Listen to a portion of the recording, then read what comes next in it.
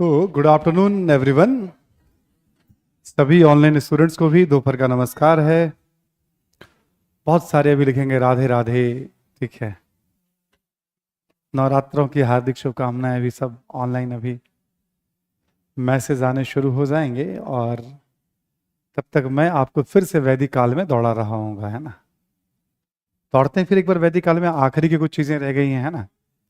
Complete करने के बाद फिर हम लोग पूरे वैदिक काल को एक बार रिवीजन कर लेंगे। वैदिक काल में और क्या हमें पढ़ना रह गया था, आपको याद होगा। वैदिक कालीन धर्म और वैदिक कालीन साहित्य। रुक करके फिर एक बार प्रश्नों पे बात कर लेंगे आपसे। ठीक है, लिखें आप वैदिक कालीन धर्म।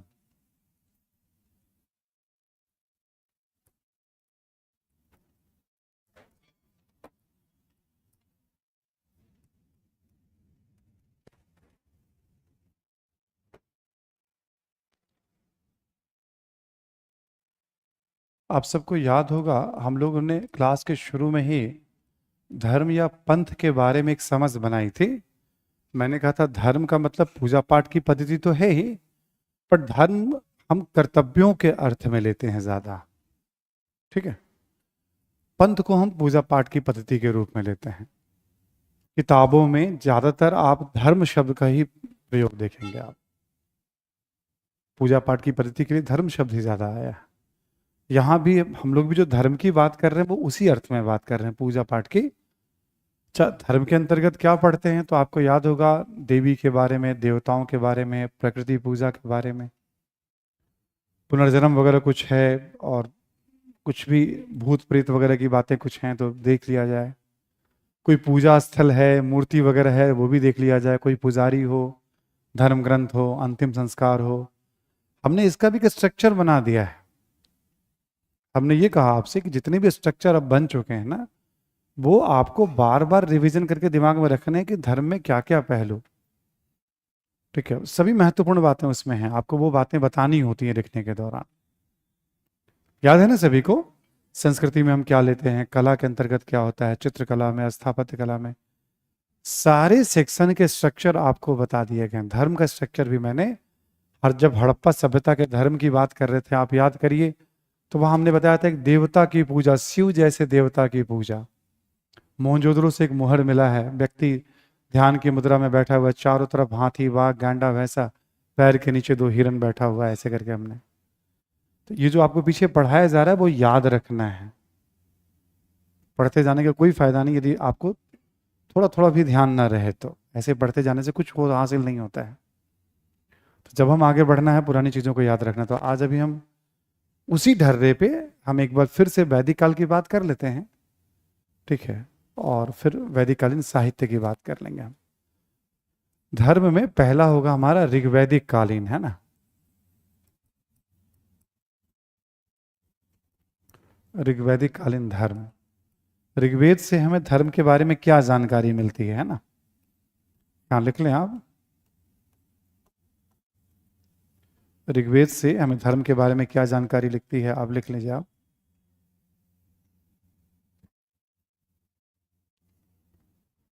पहला पॉइंट लिखें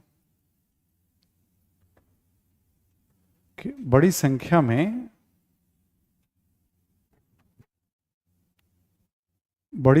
में देवताओं का उल्लेख,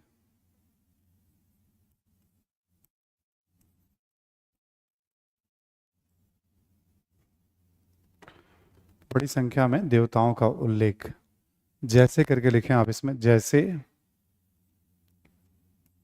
इंद्र, अग्नि, वरुण, सोम, पूषण इत्यादि। इंद्र, अग्नि, वरुण, सोम, पूषण इत्यादि। और भी देवता हैं, मित्र हैं, मरुत हैं, ऐसे करके अश्विन हैं। ठीक है, इन सब देवताओं का उल्लेख मिलता है ऋग्वेद में। ठीक, जब बहुत सारी देवताओं के ऊपर मंत्र है तो ऐसा माना जाता है कि समाज जो है बहुदेववादी है। ठीक है, बहुत सारी देवताओं की पूजा का मतलब समाज बहुदेववादी पॉलिथिज्म में बिलीव करते हैं। ठीक, ब्रैकेट में लिख लें आप, बहुदेववादी धर्म। बहुदेववादी धर्म का सूचक कर लीजिएगा, ये इंडिकेटर माना जाता है।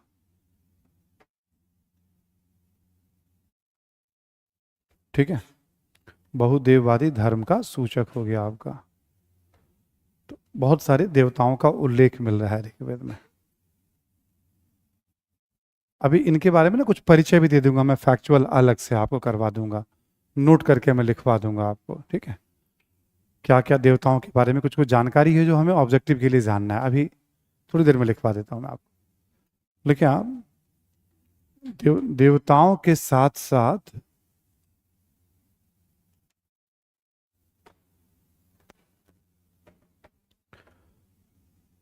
देवियों की पूजा के लिए भी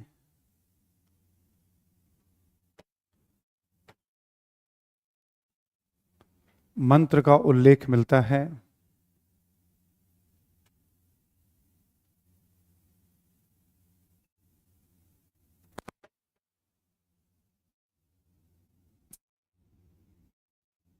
ठीक है, मंत्र का उल्लेख मिलता है देवियों की पूजा के भी। लेकिन हालांकि देवताओं की तुलना में देवियों की संख्या कम है, देवताओं की तुलना में देवियों की संख्या कम है।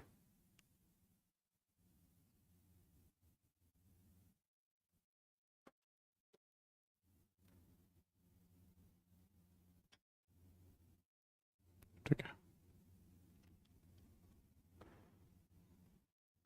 इससे ये पता चलता है कि समाज पितृसत्तात्मक जैसा ही रहा होगा, क्योंकि देवताओं का ज्यादा महत्व है। ठीक है, अब संख्या देखा जाता है, मंत्र देखे जाते हैं ऋग्वेद में, तो देवियों की संख्या कम है, देवताओं की संख्या बहुत ज्यादा है तुलना में। ठीक है, कुछ देवियों का भी नाम लिख लें आप इसमें, जैसे लिखें आप अदिति, उषा, अदिति, उषा, अरण्यानी, ये वन देवी के लिए, जंगलों को भी एक देवी के रूप में है ना। निशा, रात्रि को भी देवी के रूप में।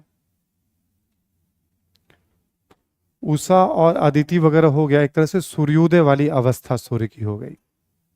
उषा है, अदिति है, जो सूर्योदय है या उसके बाद की अवस्था है, उसके लिए सब हम यूज करते हैं। अरण्यानी जंगल के लिए है, निशा जो है रात्रि के लिए है, निशाचर रात में चरने वाला, घूमने वाला। ज्यादातर छात्र जो होते हैं आप देखेंगे छात्र जीवन में सब निशाचर होते हैं। ठीक है, ज्यादातर, बहुत कम होते हैं जो टाइम से, ठीक है ना, रात्रि में कुछ ना कुछ वो चरते हुए आपको मिल जाएंगे। तो देवताओं की तुलना में देवियों की संख्या, बट कुछ देवियों का भी उल्लेख मिल रहा है। तो ये भी बताता है कि समाज बहुदेववाद है, यानी इतने सारे देवी देवताओं की पूजा मंत्र के ऋग्वेद से जानकारी मिल रही है।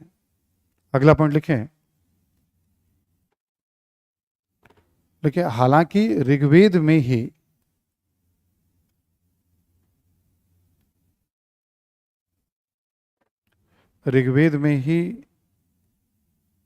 सृष्टि की उत्पत्ति,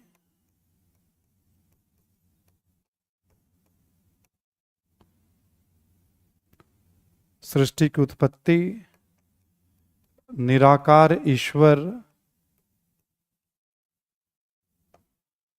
ऋग्वेद में ही सृष्टि की उत्पत्ति, निराकार ईश्वर, ठीक है, एकेश्वरवाद,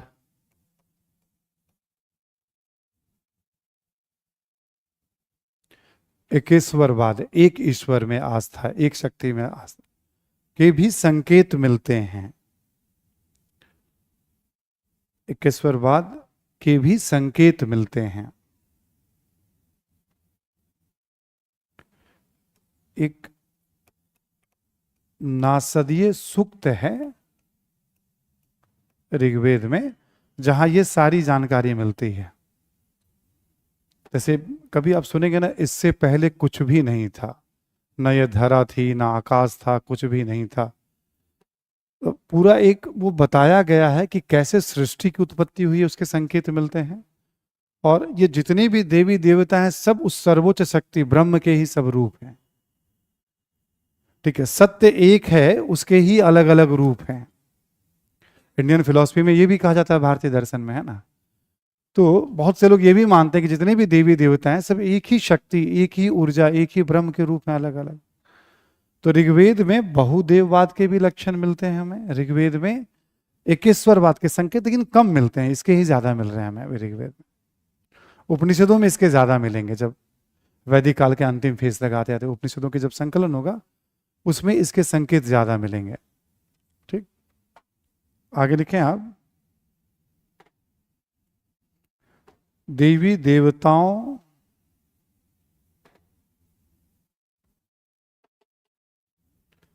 देवी देवताओं की विशेषताओं के आधार पर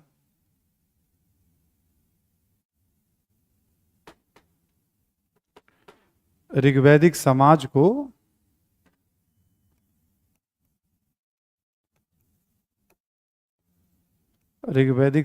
को प्रकृति पूजक समाज भी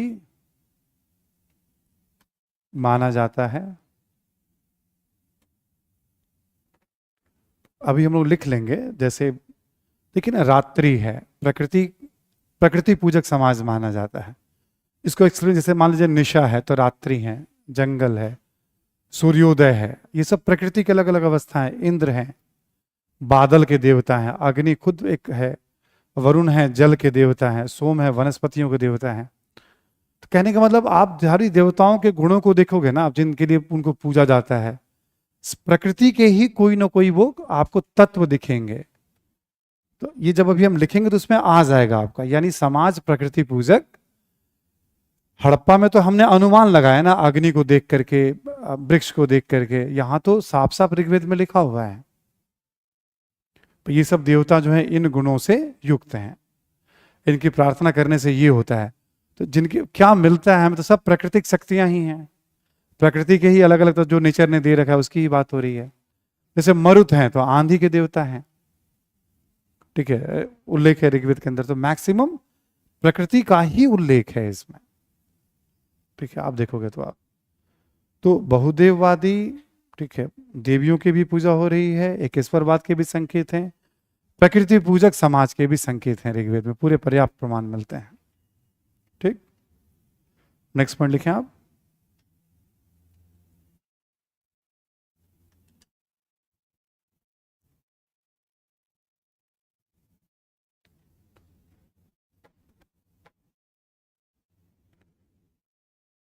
लिखें कि देवताओं की आराधना के लिए, आराधना यानी पूजा के लिए यज्ञ एवं प्रार्थना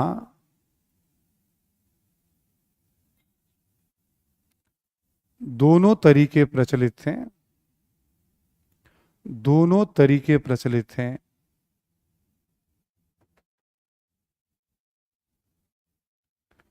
इसी में लिखेंगे आप सामूहिक प्रार्थना,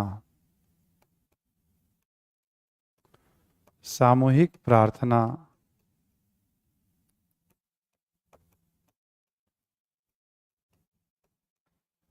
स्तुति पाठ भी किताबों में लिखा हुआ मिलेगा आपको, है ना। सामूहिक प्रार्थना का अधिक महत्व था। सामूहिक प्रार्थना का अधिक महत्व था।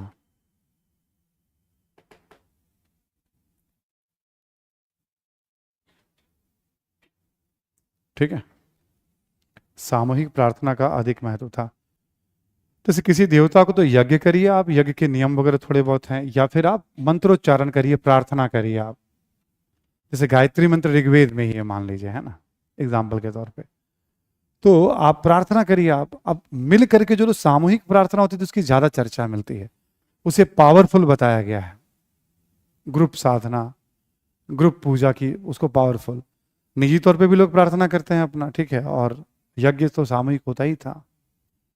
ये तरीका था मतलब उस समय। अगला पॉइंट लिखें।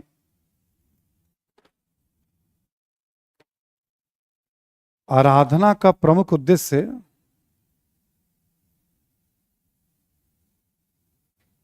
आराधना का प्रमुख उद्देश्य भौतिक सुखों की प्राप्ति।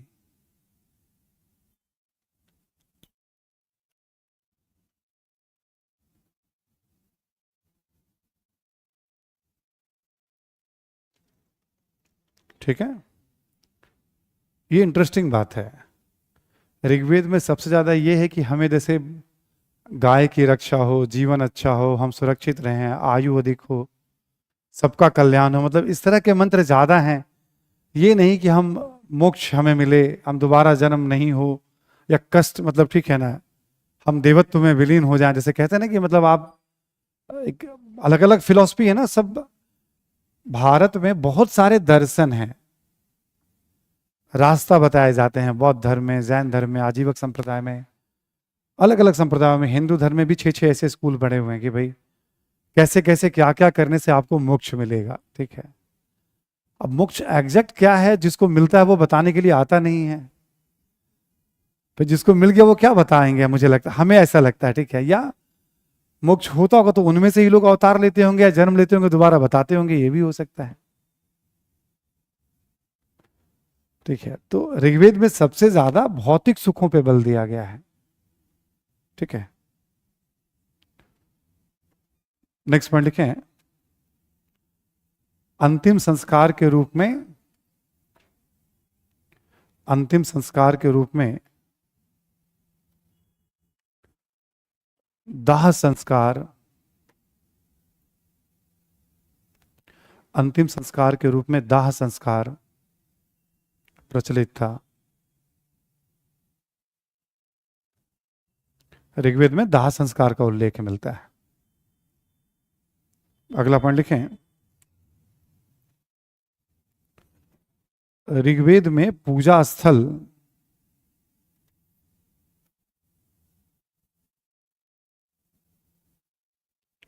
एवं मूर्ति पूजा के संकेत नहीं मिलते हैं। पूजा स्थल एवं मूर्ति पूजा के संकेत नहीं मिलते हैं।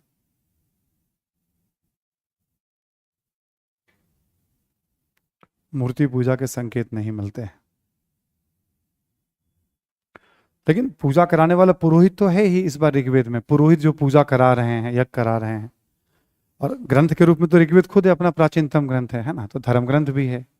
हड़प्पा में याद होगा आपको, मूर्तियां तो मिलती है बट पूजा स्थल का पता नहीं, धर्म ग्रंथ का पता नहीं, पुरोहित का पता नहीं। यहाँ पुरोहित तो है पूजा कराने वाले, धर्म ग्रंथ भी है, ऋग्वेद खुद है। मूर्तियों और मंदिर जैसे थे ना, मंदिर में मूर्ति पूजा, इस तरह के संकेत हमें नहीं मिल रहे। हो सकता रहा हो बट कुछ ऐसा मिला नहीं है। ठीक, तो ऋग्वैदिक कालीन धार्मिक विशेषताओं में जो जो प्रमुख बातें थी एक बार हम लोग रिपीट कर लेते हैं। क्या क्या बताया हमने आपको? एक तो हमने बताया आपको बहुदेववादी, ठीक है। हमने बताया एकेश्वरवाद के भी संकेत हैं, ठीक है। देवियों की पूजा भी हो रही है, देवी पूजा के भी प्रमाण हमें मिलते हैं। प्रकृति पूजक है समाक, स्तुति पाठ पर अच्छा खासा बल है, सामूहिक स्तुति पाठ पर। भौतिक उद्देश्य के लिए पूजा किया जा रहा है, एक पॉइंट लिखा है हमने आपको।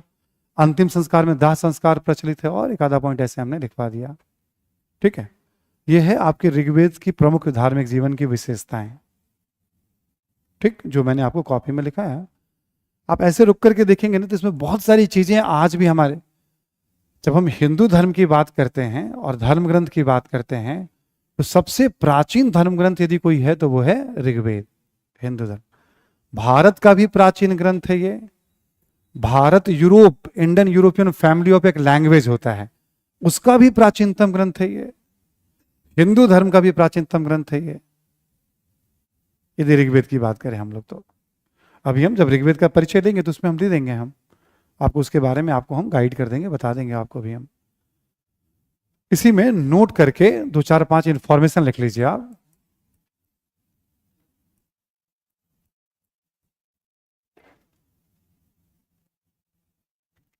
लिखें आप, 4 5 7 इंफॉर्मेशन है, फैक्चुअल इंफॉर्मेशन। इंद्र के बारे में लिखें आप, सर्वाधिक मंत्र जो है इंद्र को समर्पित हैं।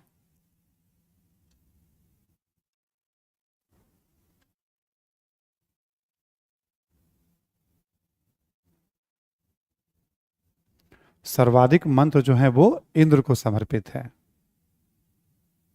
इससे ये पता चलता है कि सबसे महत्वपूर्ण देवता के रूप में इंद्र रहे होंगे। इंद्र के बारे में लिख लें आप, इन्हें ऋग्वेद में बादल का देवता, बादल एवं युद्ध का देवता,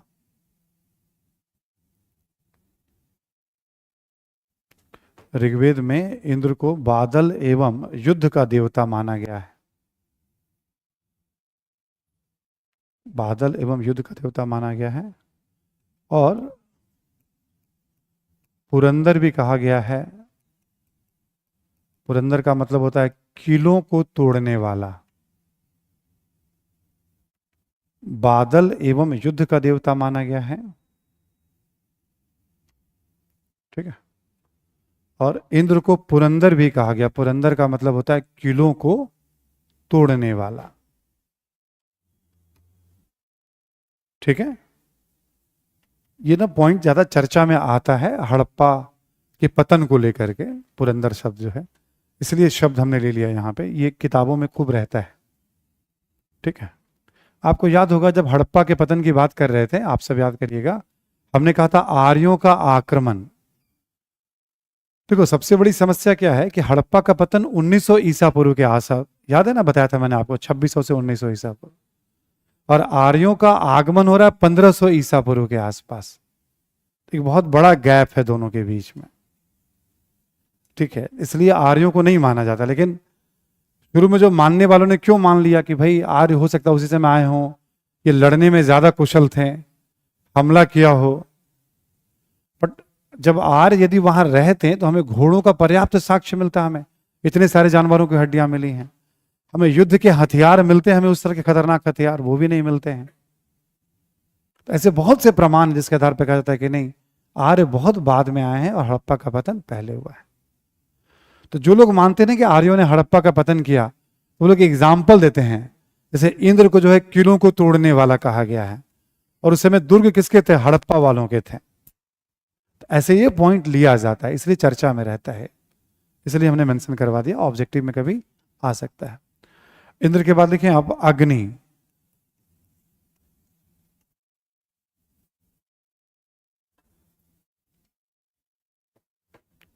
लिखें द्वितीय सर्वाधिक मंत्र अग्नि के ऊपर है। सेकंड द्वितीय सर्वाधिक मंत्र अग्नि के ऊपर है।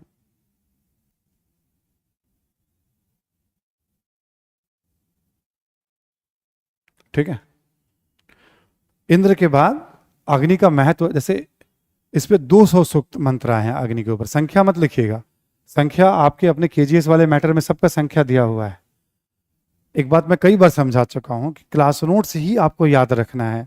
आज छोटा सा हम एक ट्रायल भी करेंगे, पीछे जो हमने पढ़ा है उसको हम बोर्ड पर रखकर एक बार दोहराएंगे भी, जो कुछ हमने पढ़ा है। आगे तो हम बढ़ते जा रहे हैं अब हम, बट कितनी बातें हमें याद रह रही हैं।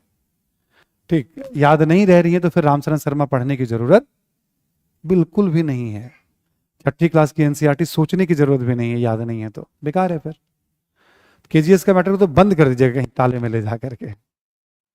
ठीक है, बंद करो इसको, हटाओ भी। जो क्लास में कराया जा रहा है वो सबसे महत्वपूर्ण चीज है ना, यदि वही याद नहीं तो फिर बेकार है बाकी चीजें। मतलब एक बार हम टेस्ट ले लेंगे आज, हम अचानक औचक है, जो लोग यहाँ मौजूद हैं हम पूछ के देख लेंगे एक बार हम। ठीक है, कितने लोगों को क्या याद है। इससे आपको भी एक मौका मिलेगा। जो हम जो सोचते हैं ना कि कहीं और पढ़ना है, नहीं ना, हम जो पढ़ रहे हैं उसको ठीक से पढ़ना है। अग्नि के बारे में बस ऐसा था कि जैसे जितने भी यज्ञ को बहुत बड़ा महत्वपूर्ण माध्यम माना गया है।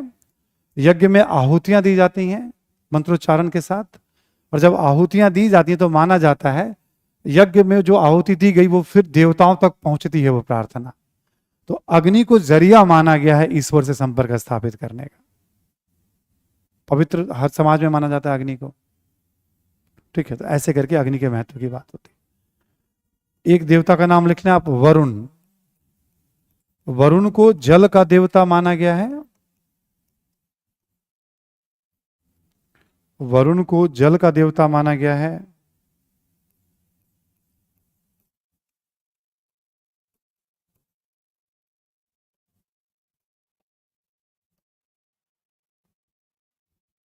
ठीक, वरुण की जो क्वालिटी है देवता वरुण की, जल के देवता हैं, और इन्हें ऋत का रक्षक माना गया है। ऋत,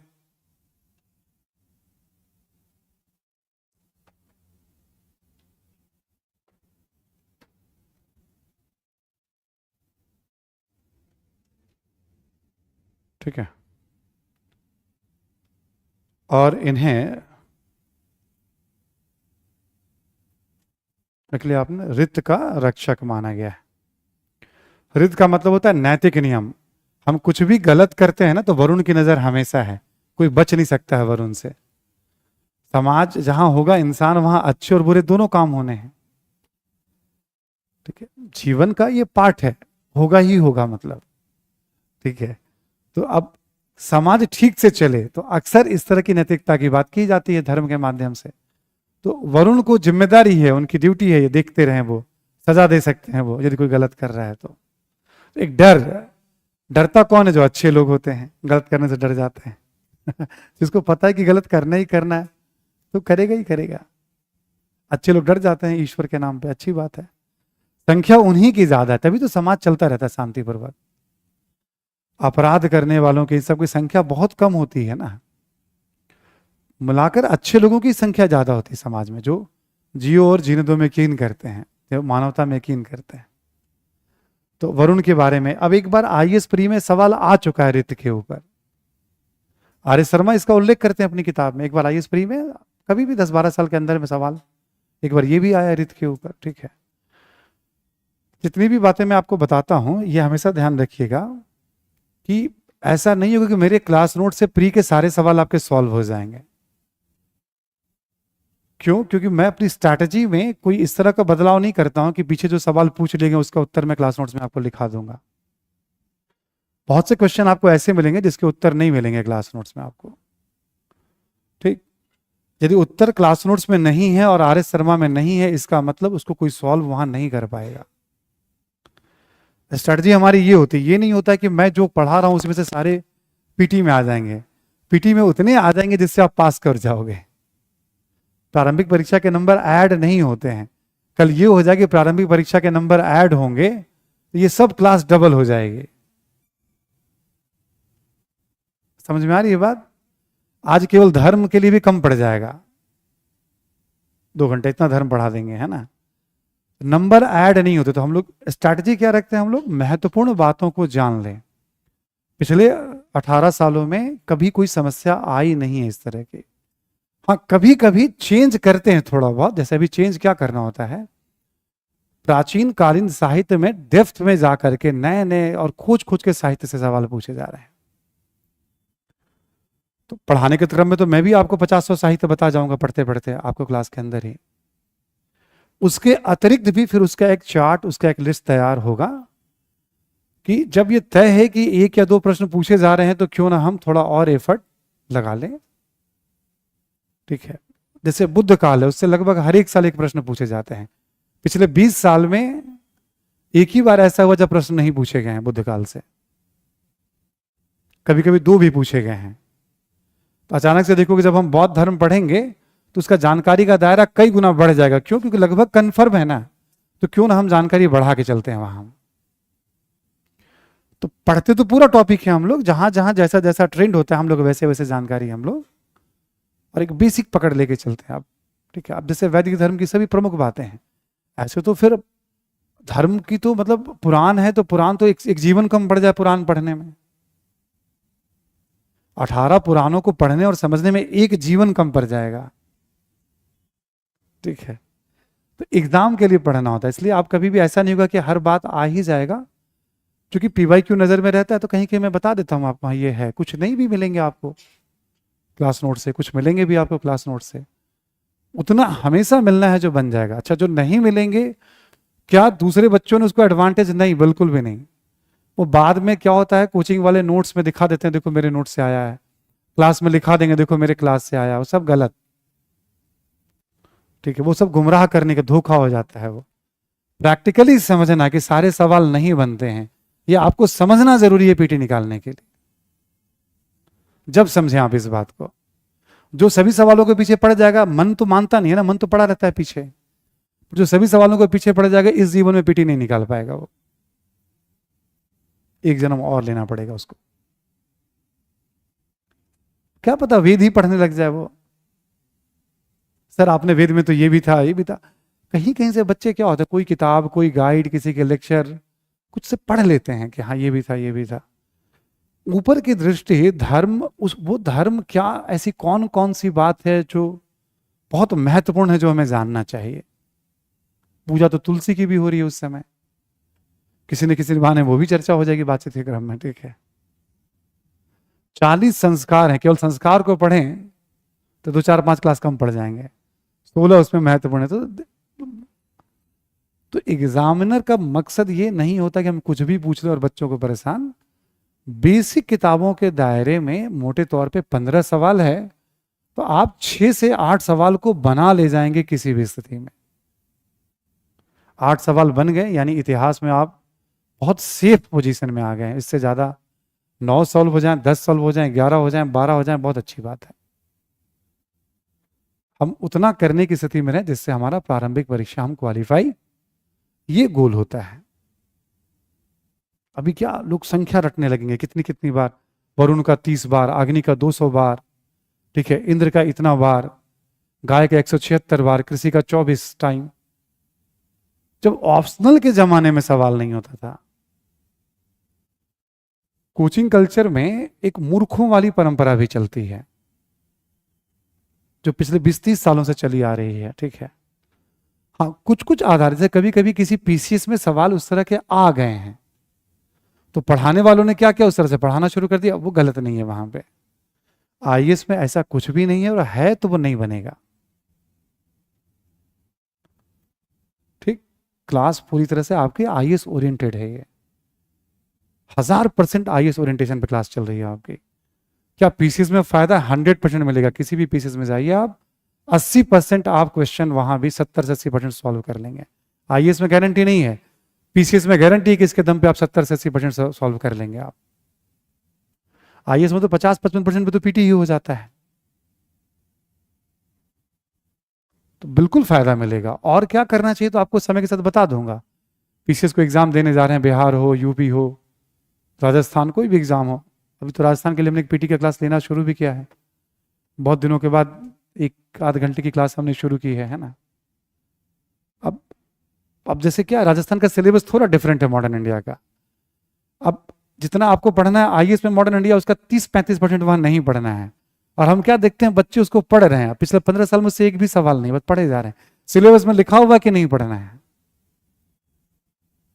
अभी क्या किया हमने, 100 पेज एक्स्ट्रा हम याद करके बैठ गए। क्यों बैठ गए, क्योंकि इच्छा कर रही थी अंदर से। सिलेबस इसलिए इंपॉर्टेंट हो जाता है। जब मैंने पेपर एनालाइज किया और हमने देखा सिलेबस ठीक से पढ़ा, हमने देखा पढ़ना ही नहीं है उसमें बहुत सारी बातें। इसलिए बड़ा इंपॉर्टेंट होता है, कैलकुलेट एग्जाम प्लान करके निकाला जाता है। ठीक है, इसलिए अंधाधुंध नहीं पढ़ना आपको। हाँ, जो मैं बता रहा हूं वो एकदम चाहिए मुझे, आप सभी लोग उस पर कमांड रखिए। अभी एक बार टेस्ट करेंगे ऐसे ही, कि टेस्ट होता है शुरू में जगाने के लिए आपको होता है, जागो प्यारे जागो। ठीक है, तो इतना मेहनत करें तो आप जागो, जैसे संस्कृति में क्या क्या लिखेंगे हम।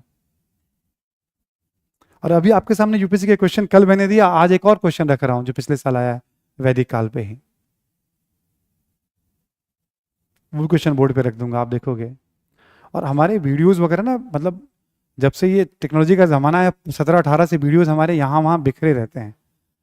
लोग मुझे उसी के थ्रू तो थोड़ा बहुत जाने ना, मैं कहीं पढ़ाता था यूट्यूब पे, टेलीग्राम पे, यहाँ वहाँ बहुत सारे क्लास के वीडियोस पड़े हुए हैं। बहुत से लोग वैसे मिल जाते हैं करने वाले भी, है ना। ठीक है, अपने केजीएस का भी वीडियो लोगों ने डालना शुरू कर दिया, उसमें देखोगे तो उसमें भी यही सब बात पढ़ा, तो 18 में भी वैसे नहीं जैसे आज रहे हैं। हमने क्या कहा कि कुछ कुछ चीजें, जैसे साहित्य पे ज्यादा सवाल है, तो पिछले साल से हमने साहित्य का तरीका थोड़ा चेंज कर दिया, 3-4 बार जब ज्यादा सवाल हैं और हमको लगता है कि हम कर सकते हैं, तब हमने थोड़ा चेंज करके उसमें नए सिरे से हमने उसको फ्रेमिंग करवा दी। ठीक है कि नहीं, इसको करते हैं हम लोग ऐसे करके, तो हिस्ट्री में ज्यादा बदलाव भी नहीं होना है। ठीक है, तो आप देखोगे वहां चीजें वैसे ही हैं, सवाल पूछे जा रहे हैं। वरुण की बात हो गई, नैतिक नियमों का सही गलत सब ध्यान रखना है आपको। ठीक है ना, वरुण देख रहे हैं, सावधान रहिएगा सभी लोग। ठीक है, एक सोम करके देवता है, सोम को वनस्पतियों का देवता माना जाता है।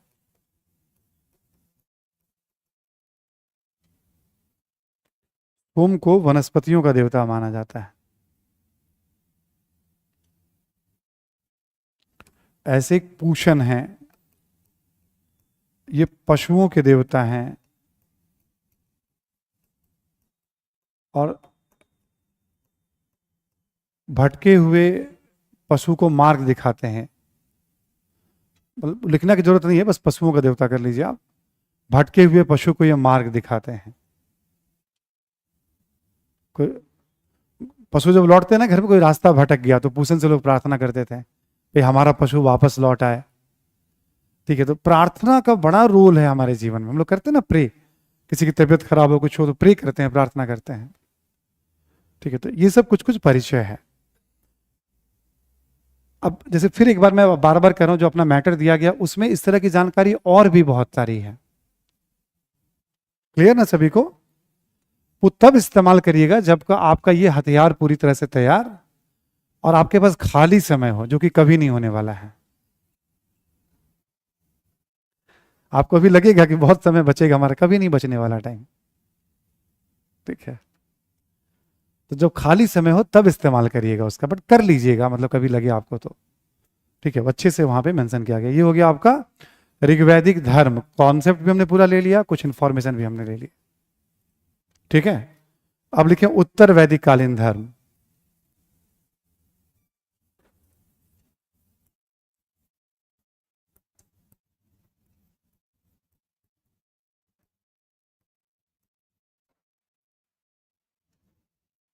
उत्तर वैदिक कालीन धर्म,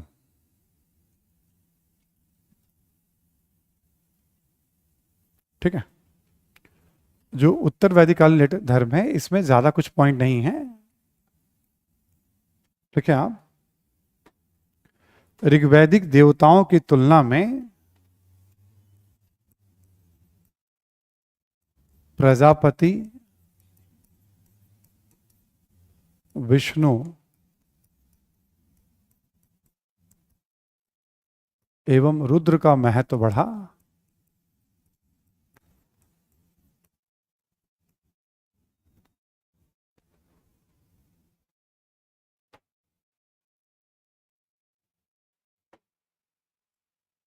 ठीक है, प्रजापति, विष्णु एवं रुद्र का महत्व बढ़ा। ठीक है, बहुदेवादी भी हो, सब सारी देवताओं की पूजा हो रही है, मंत्र सब पे है। बट अब उत्तर वैदिक साहित्य में इनका ज्यादा उल्लेख मिलेगा। और आगे चल करके देखेंगे आप, हिंदू धर्म में ब्रह्मा विष्णु महेश की जो अवधारणा है, उसके संकेत यहीं से मिलने शुरू हो जाते हैं। ब्रह्मा विष्णु रुद्र, यानी शिव का ही एक नाम है रुद्र, उसके संकेत यहीं से मिलने शुरू हो जाते हैं। लेकिन आप अग्नि, अगला पॉइंट, अग्नि एवं बृहस्पति का महत्व बना रहा। बृहस्पति हो जाते हैं देवताओं के गुरु। आज बृहस्पतिवार है, थर्सडे है, ठीक है। बृहस्पति हो जाते हैं देवताओं के गुरु, है ना। अग्नि और बृहस्पति का सेम महत्व जैसा ऋग्वैदिक काल में है, वैसा उत्तर वैदिक काल में भी। ठीक है, इनका महत्व एज इट इज बना हुआ था। ठीक, इसी में लिखें आप, पूषण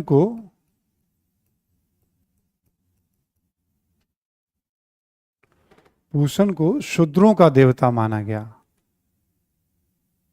पूषण को शूद्रों का देवता माना गया।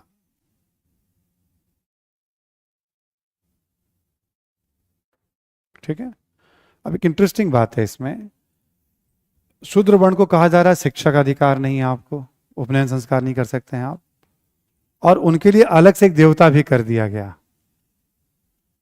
यानी धार्मिक क्षेत्र में भी आप भेदभाव देख सकते हैं आप, या अलग किया जा रहा है उनको, अलग थलग।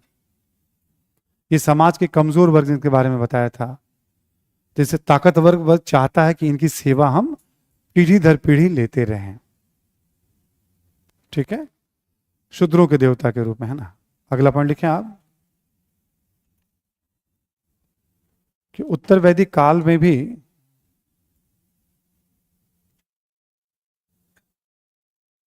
देवताओं की तुलना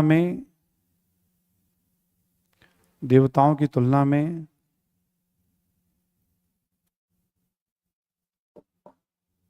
देवियों को कम महत्व दिया गया है।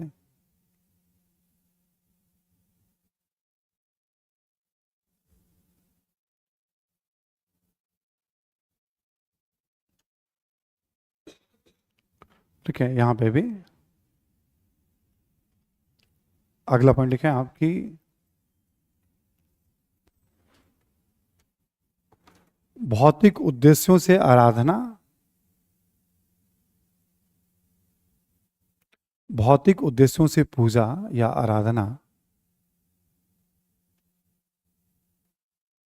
पर बल, यहां पर भी भौतिक उद्देश्य पे, सुख सुविधाओं पे ज्यादा बल है, जिसके लिए हम लोग पूजा पाठ करते हैं ना, यहां पे भी देखोगे आप। अगला पॉइंट लिखें आप स्तुति पाठ के स्थान पर, स्तुति पाठ या प्रार्थना के स्थान पर, प्रार्थना के स्थान पर यज्ञ एवं अनुष्ठानों का अधिक महत्व बढ़ा। यज्ञ एवं अनुष्ठान जो पूजा पाठ के तौर तरीके होते हैं,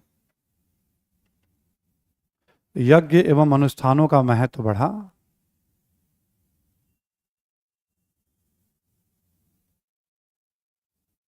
ठीक है, तो अब ज्यादा महत्व, और दान दक्षिणा को भी खूब बढ़ा चढ़ाकर, दान दक्षिणा देने से बहुत पुण्य होता है ना। तो इसी दौर में दान दक्षिणा बड़े पैमाने पर देने की बात मिलती है, और दान दक्षिणा की वो संस्कृति तब से लेके आज तक, मतलब कौन कितना दान दे सकता है। वैसे हर धर्म में दान का कॉन्सेप्ट है। दान के पीछे एक ऐसा कहा जाता है, आप किसी भी ईसाई धर्म में जाइए, इस्लाम धर्म में जाइए, है ना, कि हर व्यक्ति का स्तर तो जीवन स्तर एक जैसा होता नहीं है।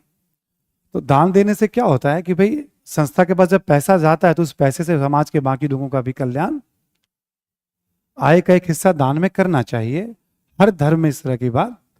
तो यहां पूजा पाठ के अवसर पे खूब दान की बात की जा रही है। अब गाय है, अनाज है, इस तरह के दान दक्षिणा की बात की जा रही है। एक और पॉइंट लिखें आप कि वैदिक काल के अंत में उपनिषदों के माध्यम से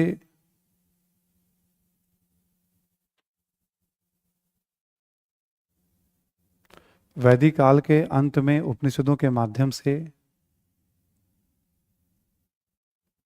उपनिषदों के माध्यम से, ठीक है, वैदिक काल के अंत में उपनिषदों के माध्यम से कर्मकांडों पर प्रश्न उठाए गए।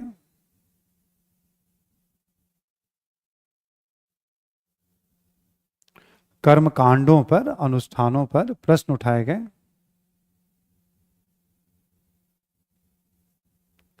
तथा ज्ञान के माध्यम से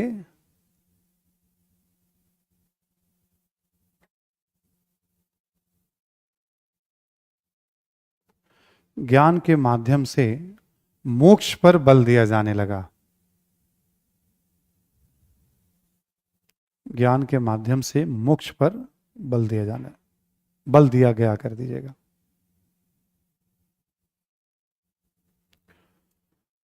मतलब उत्तर वैदिक काल में दो तरह का देखेंगे आप। एक है खूब यज्ञ कर्मकांड करो, जीवन अच्छा होगा, सब कुछ मिलेगा। एक कह रहा नहीं, ज्ञान की बातें करो। उपनिषद की भी रचना उत्तर वैदिक काल में हो रही है। छोड़ो ये सब, केवल ज्ञान की बातें करो, ज्ञान में रहो, नॉलेज में रहो, सब कुछ हो जाएगा आपका। तो भारतीय धर्म में देखेंगे आप, हिंदू धर्म में दो तरह की धाराएं हैं। एक पूजा पाठ वाली धाराएं हैं, पूजा पाठ की विधि, यज्ञ, अनुसंधान, और एक धारा है जो एकदम ज्ञान की बात करता है। दोनों धारा तब से लेके आज तक पैरेलल चल रही है भारतीय समाज में। ठीक, तो ये हो गया उत्तर वैदिक काल। ये भी समाज बहुदेववादी, प्रकृति पूजक सब है। थोड़े बहुत जो चेंजेस आए उस पर ध्यान देना होता है बेसिकली, बाकी पुरानी बातें तो चल ही रही हैं।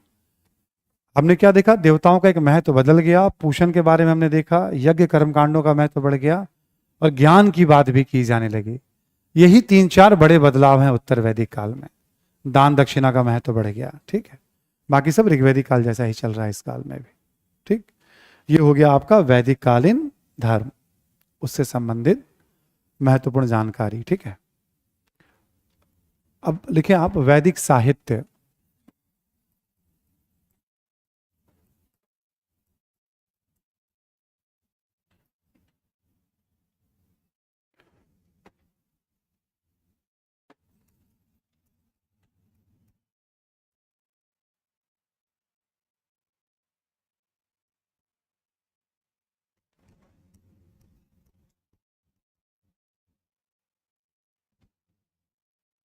ठीक है, जब हम वैदिक साहित्य कहते हैं तो वैदिक साहित्य में वेदों की चर्चा होती है, ब्राह्मण साहित्य की चर्चा होती है, आरण्यक साहित्य की चर्चा होती है, और उपनिषद साहित्य की चर्चा होती है। ठीक, वैदिक साहित्य में क्या क्या आता है? वेद, ब्राह्मण, आरण्यक और उपनिषद। ठीक है, इसका बहुत विस्तार वाला परिचय स्टडी मटेरियल में आपको दिया गया है, जो बुकलेट है, विस्तार वाला परिचय। मतलब इतना ज़्यादा है कि आप उसमें गोता लगाते रहेंगे, गोता लगाते रहिए आप। ठीक है, बहुत ज़्यादा है। ऋग्वेद हैं तो 10 मंडल हैं, हर मंडल का संकलन किसने किया? गृत समद, विश्वामित्र, है ना। ठीक है, वामदेव, अत्रि, है ना, भारद्वाज, ऐसे करके सब नाम उसमें, मतलब 5 उसकी शाखाएं हैं, सासकल, अश्वलायन, वास्कल, ऐसे करके बहुत सारी जानकारी है उसमें। मेरी नज़र में बस इतना जानना होता, अच्छा ये है, इसमें क्या है, 1-2-3 बातें। तो मैं जो समझता हूँ कि कैसे हमें पढ़ना चाहिए, उसमें बस 2-3 बातें हैं जो मैं लिखाता हूँ क्लास में। ठीक, अपने स्टडी मटेरियल में सब कुछ है जो आपको लगता हो कि नहीं है हमारे पास, मतलब। ठीक है, तो पहले हम मेरे वाले तरीके से आप जरा इसका परिचय ले लीजिए आप। वेद, ब्राह्मण, आरण्यक, उपनिषद, अभी चारों के बारे में थोड़ा थोड़ा मैं समझा दूंगा आपको। पहले आते हैं हम लोग वेद। वेद का शाब्दिक अर्थ होता है ज्ञान। वेद का शाब्दिक अर्थ होता है ज्ञान। ठीक, और वेद आप देखोगे 4 वेद हैं। ठीक है, ऋग्वेद, यजुर्वेद, सामवेद और अथर्ववेद।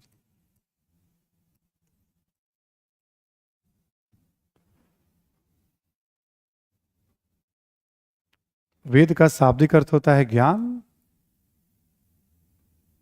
4 वेद हैं, ऋग्वेद, यजुर्वेद, सामवेद और अथर्ववेद। ठीक है, ये जो प्रथम 3 वेद हैं आपके यहाँ पे, प्रथम 3 वेद हैं, ऋग्वेद, यजुर्वेद, सामवेद, इन तीनों वेदों को त्रय भी कहा जाता है।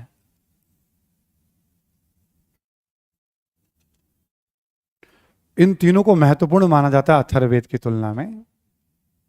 उसका कारण यह है कि तीनों में मंत्र पे ज्यादा बल है, अथर्ववेद में रोजमर्रा के जीवन पे ज्यादा बल है। इन तीनों में मंत्र भरे पड़े हैं, ऋग्वेद, यजुर्वेद और सामवेद में। ठीक है, तो इन तीनों को अलग कैटेगरी में रखा जाता है, अथर्ववेद को ऐसे त्रय भी कहते हैं हम लोग। ठीक, वेद का शाब्दिक अर्थ ज्ञान। वेद कितने हैं? 4। प्रथम 3 को हम त्रय भी कहते हैं। कभी पूछेगा त्रय में कौन सा वेद शामिल नहीं है, तो इन तीनों का महत्व ज्यादा है, इसलिए त्रय कहते हैं इसको, वेद त्रय। वेदों को संहिता भी कहते हैं। वेदों के लिए एक शब्द यूज किया जाता है, संहिता। संहिता यानी संकलन किया गया।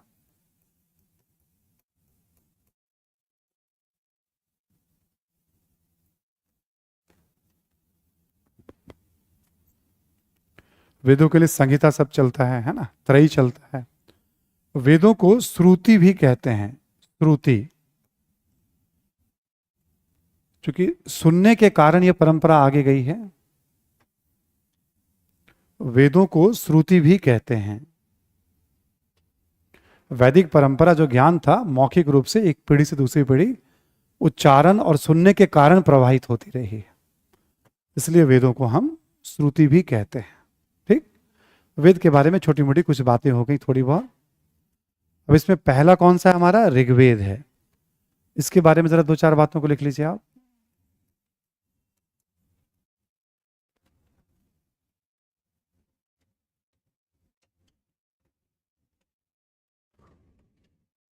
लिखेंगे आप कि भारत यूरोपीय भाषा एवं संस्कृत भाषा का प्राचीनतम ग्रंथ है ये।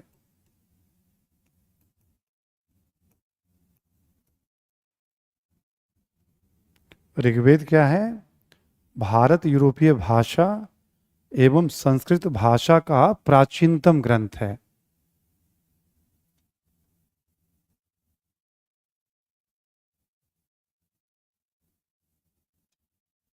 ठीक है, ये प्राचीनतम ग्रंथ है ना, यूरोपीय भाषा संस्कृत भाषा का प्राचीनतम ग्रंथ है। ठीक, ऋग्वेद में क्या है? मंत्रों का संकलन है ये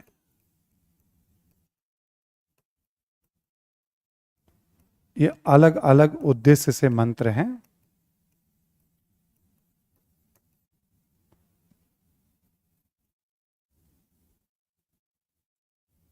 ठीक है, मंत्रों का संकलन है, ये पद्यात्मक है। ठीक है, शैली जो है इसकी प्रोज वाली शैली है जो लिखी गई है, पद्यात्मक है। ठीक है, अब देखो ऋग्वेद के बारे में ना जब आप कभी पढ़ोगे, जैसे 9वां ऋग्वेद में 10 मंडल, अब केवल सुनना है आपको, भी सब लिखवा नहीं रहा हूं मैं आपको, है ना। ऋग्वेद में 10 चैप्टर समझ लीजिए आप। ठीक है, तो उसमें बताया गया है कि पहला और ठीक है 8वां 9वां 10वां बाद में जोड़ा गया है। उसमें जो भी जानकारी वो बाद की, आपको याद होगा ना, 10वें मंडल के पुरुष सूक्त में पहली बार वर्ण व्यवस्था का उल्लेख, तो ये सब माना गया कि बाद में जोड़ा गया है ना। जैसे 9वां मंडल सोम को समर्पित है, तीसरे मंडल में गायत्री मंत्र है। इसी तरह की बातें, जानकारी कुछ कुछ अतिरिक्त 5 शाखाएं हैं इसकी, वो गुरुओं के नाम पर रख दी गई है। 2-3 विलुप्त हो गई है इसमें। कितने मंत्र हैं इसमें, कितने सूक्त हैं इसमें, ऐसे करके ना बहुत सारी इस तरह की मिसलिनियस, किस किस मंडल के संकलन करता कौन है, उसके मतलब रचयिता कौन है। ठीक है, तो ऐसे करके मतलब इसका पूरा परिचय और भी इसमें मिल जाएंगे आपको। ठीक है, तो वो काउंट करने की हमें जरूरत नहीं है बहुत ज्यादा, बस एक बेसिक सी बात। ठीक है, मंत्र है इसमें, प्राचीनतम ग्रंथ है, और बाकी ऋग्वेद में और क्या है तो आपको याद होगा, अभी हमने ऋग्वेदिक काल पढ़ा ना, ऋग्वेदिक काल में भौगोलिक ज्ञान याद है सभी को, 7 नदियों का उल्लेख, सप्त सैंधव, ऋग्वैदिक कालीन अर्थव्यवस्था, ऋग्वैदिक समाज, राजनीति, धर्म, ये सारी जानकारी किसके आधार पे हमने पढ़ी? ऋग्वेद के आधार पे। आपको लगे हम तो कुछ जानते ही नहीं ऋग्वेद के बारे में, नहीं है। 5-6 पेज आप ऑलरेडी लिख चुके हैं ऋग्वेद के आधार पे। सुन पा रहे ना सभी लोग? हमने जो ऋग्वैदिक काल पढ़ा बेसिकली ऋग्वेद के आधार पर ही पढ़ा। ऑलरेडी आप ऋग्वेद में बहुत कुछ जानते हैं, आप इतिहास के पॉइंट ऑफ व्यू से। आप अब जो कितने मंत्र हैं, कितने गुरु, ये सब ठीक है। आईएएस वाले एग्जाम में मैं इसको कभी भी बहुत महत्व नहीं देखा है आज तक, मिलते हुए आज तक। इसलिए जो सपोर्ट मैटर होता है उसमें ये सब बातें रख के छोड़ दी जाती हैं। आसपास के बच्चे ना बहुत सारे पढ़ रहे होते तो आपको लगे पता नहीं क्या पढ़ रहा है, हम पढ़ ही नहीं रहे। हम इतनी सारी बात समझाई जाती है इसलिए कि आपको क्या नहीं पढ़ना है। ठीक है, या कौन सी चीजें कम महत्व की है, मान लीजिए एकदम कम महत्वपूर्ण है, कौन सी चीजें ज्यादा महत्वपूर्ण है, तो हम उस तरह से कैटेगराइज करते हैं। ऋग्वेद की बात हो गई। ठीक है, ऐसे ही हम लोग थोड़ा और भी दूसरे जो वेद वगैरह उसकी बात भी कर लें हम लोग। लेकिन आप जरा ऋग्वेद के बाद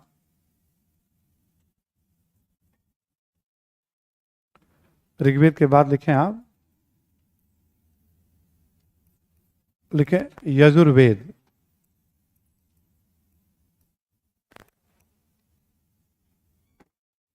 यजुर्वेद में क्या है? यज्ञ एवं अनुष्ठान। यज्ञ कैसे होगा,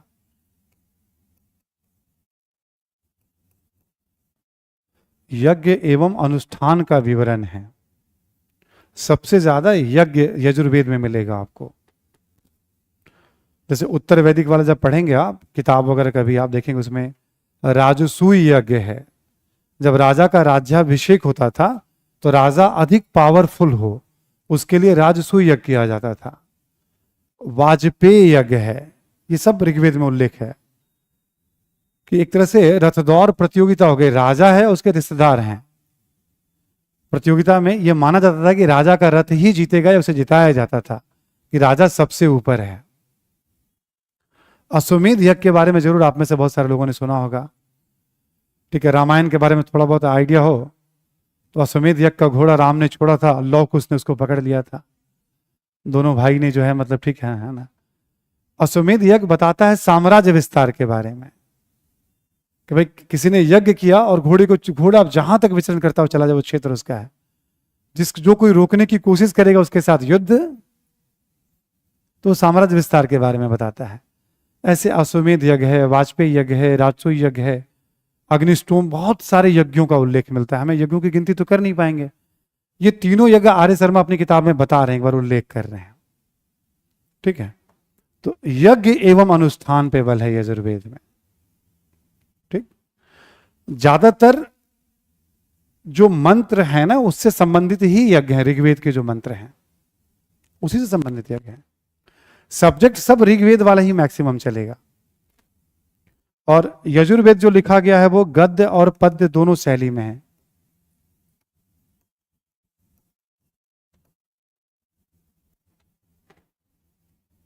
गद्य और पद्य यानी मतलब थोड़ा बहुत स्टोरी वाले स्टाइल में भी है और कविता वाले स्टाइल में भी है ना। ठीक है, तो यजुर्वेद हो गया आपका। ऋग्वेद, यजुर्वेद का छोटा सा एक परिचय हो गया।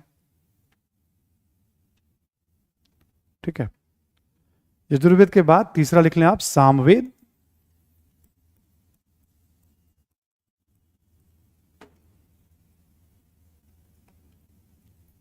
इसके बारे में लिख लेंगे आप, अधिकांशतः ऋग्वैदिक मंत्रों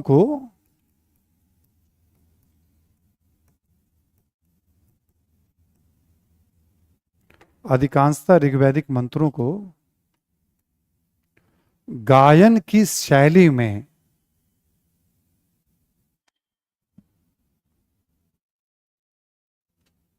गायन की शैली मतलब गा करके उसको मतलब, ठीक है, अधिकांशतः ऋग्वैदिक मंत्रों को गायन की शैली में, इसको गे शैली भी कहते हैं, गायन की शैली में सामवेद में प्रस्तुत किया गया है।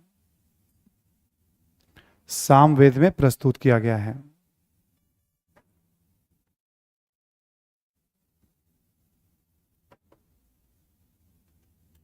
और यहां लिख लेंगे आप, संगीत पर यह प्राचीनतम ग्रंथ माना जाता है। संगीत पर प्राचीनतम ग्रंथ माना जाता है।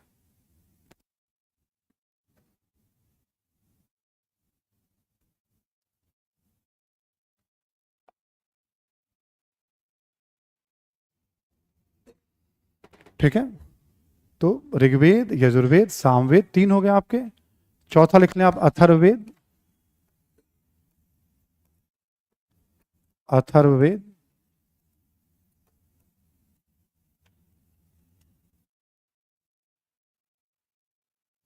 अथर्ववेद के बारे में लिखें आप, इसमें वर्ण व्यवस्था,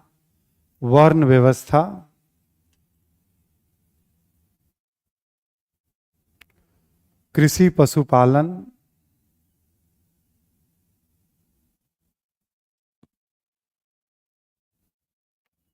पशुपालन, कौमा भूत प्रेत,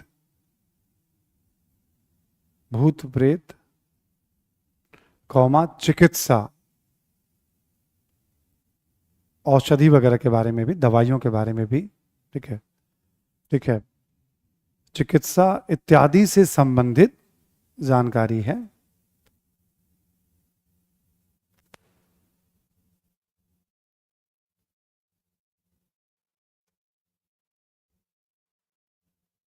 ठीक है, संबंधित जानकारी है। अब देखो अथर्ववेद का सब्जेक्ट देख करके क्लियर हो जाएगा कि बाकी सब मंत्र पे फोकस है और यज्ञ पे फोकस है तीनों, और इसका क्या है, अथर्ववेद का आम जनजीवन पे फोकस है, पूरी की पूरी जानकारी। ठीक है, तो प्रथम तीनों को एक तरह से मतलब त्रयी माना जाता है, इसको एक अलग माना जाता है। एक शब्द कभी कभी आप पढ़ेंगे, वो भी सुन ही लीजिए आप अभी, तो ज्यादा ठीक रहेगा आपके लिए। वेदों को अपौरुषेय माना जाता है, सुना है ना आप लोगों ने? ये शब्द आपको मिल सकता है कभी कभी।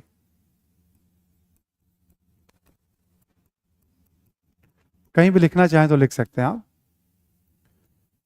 ऐसे नोट करके लिख लीजिए आप, वेदों को अपौरुषेय माना जाता है।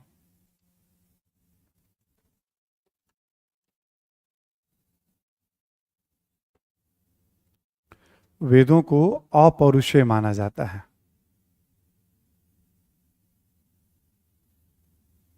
ठीक है, अपौरुषेय का मतलब ये पुरुषों की रचना नहीं है, पुरुषों की, मानवों की कृति नहीं है, ईश्वरीय ज्ञान है, जहां ऋषियों ने तप करके उस ज्ञान को डाउनलोड किया है, ऐसा अपौरुषेय। ये खूब चलेगा, आगे चल के चर्चा खूब होगी इस पे। बुद्ध बोलेंगे अपौरुषेय नहीं है, महावीर भी बोलेंगे, राम मोहन राय भी बोलेंगे, दयानंद सरस्वती बोलेंगे अपौरुषेय। ये बहस चलती रहेगी, अभी तक चलती रहती है, मतलब ये बहस अपौरुषेय है या, तो यही शब्द यूज कर दिया जाता है। इवन प्रारंभिक परीक्षा में भी किसी किसी एग्जाम में पूछ लिया गया अपौरुषेय है या नहीं है ना। चारों वेद, देखो अभी हमने क्या बताया, वैदिक साहित्य में 4 तरह की रचनाएं आती हैं, वेद, ब्राह्मण, अरण्यक और उपनिषद। वेद का परिचय हो गया, ठीक। इसी के बारे में हमने कहा, जो सप्लीमेंट मैटर आपको दिया गया है ना, जो संस्था के द्वारा, उसमें बहुत विस्तार से बहुत सारी बातें बताई गई हैं, जो मैं आपको बार बार कहता हूं। मेरा क्लास नोट जब आपके पास याद हो और आपको लगता है खाली वक्त है, तो आप पढ़ते रहिए। कभी आप ऐसे एक आधा रीडिंग करके निकल सकते हैं आप, और क्या क्या दिया हुआ है इसमें। क्लास नोट्स मिस नहीं होना चाहिए आपका, ठीक है, क्योंकि आप अभी यात्रा शुरू की है ना। 6 महीने बाद आप कहाँ रहेंगे, 8 महीने बाद आप कहाँ रहेंगे, मुझे उसका अनुमान है। 12 महीने बाद आप कहाँ रहेंगे, आपको नहीं अनुमान है उसका। एग्जामिनेशन हॉल में क्या होता है, कैसे राइटिंग होती है, कितना टाइम मिलता है, अभी बहुत कुछ सीखने वाले हैं आप। अभी तो धीरे धीरे क्या होता है, ज्ञान का भी दायरा धीरे धीरे बढ़ेगा आपका, सीखेंगे, पढ़ेंगे आप, फिर चीजों को प्रेजेंट करना सीखेंगे अभी आप, ठीक है। सारे विषयों को जब संभालने लग जाते हैं आप, 3-4 विषयों को एक साथ, तब समझ में आता है कि ज्यादा तो नहीं पढ़ रहे, कहीं और कम करने की जरूरत है क्या, ठीक है। यह सच्चाई है, ठीक है। मार्गदर्शन की समस्या नहीं है अब आईएएस के फील्ड में आज के डेट में, यूट्यूब के जमाने में, ठीक है। बट इतना ज्यादा कंफ्यूजन हो गया है ना। अब जैसे मान लो कोई क्वालिफाई कर गया, वो ऑब्वियस है उस बच्चे का अपना अनुभव, अपनी बात कहेगा। टीचर भी इतने आ गए हैं कि किसकी बात को आप सही माने और किसकी बात को गलत माने, ठीक है। यूट्यूब पे तो एक तरह से भरमार पड़ी हुई है, मतलब, और एक तो अलग तरीके से भी मतलब ज्ञान उसमें बताया जाता है ना। जो सबसे लोकप्रिय है यूट्यूब में आज पे देखेंगे, उसमें एग्जाम से रिलेटेड कोई भी बात कोई कुछ नहीं करने वाला है। एग्जाम से इतर सारी बातें होंगी, एग्जाम की कोई भी बात, ठीक है। तो मुझे तो कभी कभी लगता है कि यूट्यूब सबसे बड़ा आपका दुश्मन न बन जाए, मतलब आने वाले टाइम में। तो बहुत सारा है, बहुत सारे गुमराह के भी फैक्टर आप उसमें देखेंगे, आप इधर उधर की बातें हो रही है, बट तो टफ है तय करना। थोड़ा बहुत आप देखेंगे ना कभी, जो बेसिक रूल है कि बच्चों को ये पता चल जाए कि मैक्सिमम सिलेबस क्या है, और कोई एक सोर्स, जब उस एक सोर्स को 5-10 बार पढ़ लोगे, पीवाईक्यू देख लोगे, तब समझ में आना शुरू होता है एग्जैक्ट एग्जाम में क्या पूछता है और हमें कैसे पढ़ना चाहिए। यदि आपको सभी विषय पे एक एक सोर्स हो जाए कि नहीं यही पढ़ना है मुझे, जैसे रामचंद्र शर्मा की भाषा शुरू में आपको डिफिकल्ट लगेगी, धीरे धीरे एडजस्ट कर जाएंगे आप उसमें, ठीक है। लेकिन एंशिएंट हिस्ट्री पे उससे अच्छी कोई किताब नहीं है। मेरी समझ में अभी भी उतना कम में, क्योंकि अगला जो भी रिकमेंड करेंगे उससे ज्यादा है, लेंदी है। तो क्लास के साथ आपको किताब समझ में आ जाएगी। कम से कम 25-30 सालों तक जीएस में और ऑप्शनल में लोग उसको पढ़ के एग्जाम निकाल लेते थे। तो यूपीएससी का इतना फेवरेट बुक रहा है वो, 25-30 सालों तक नॉन स्टॉप चलता रहा है। रामशरण शर्मा, सतीश चंद्र और बिपिन चंद्रा, 3-4 दशकों तक लोगों को इसने आईएएस बनाया है अकेले। ये उस लेवल की किताब है इसके। आप कोई भी आज जो रिटायरमेंट के वर्ष पे होगा ना कोई आईएएस ऑफिसर, या मिड एज में होगा 50, 45, कभी आप उनसे मिलेंगे आप, ठीक है ना, कौन सी किताब, तो बोलेंगे आर्य शर्मा पढ़ते थे हम। चलो हम हटा भी दें तो एंशिएंट हिस्ट्री के जितने टॉपिक, 10 टॉपिक हैं, 9 टॉपिक हैं, मान लो 11 टॉपिक है, जितने टॉपिक करने हैं, कोई एक किताब जो कम में पूरी जानकारी हमें उपलब्ध,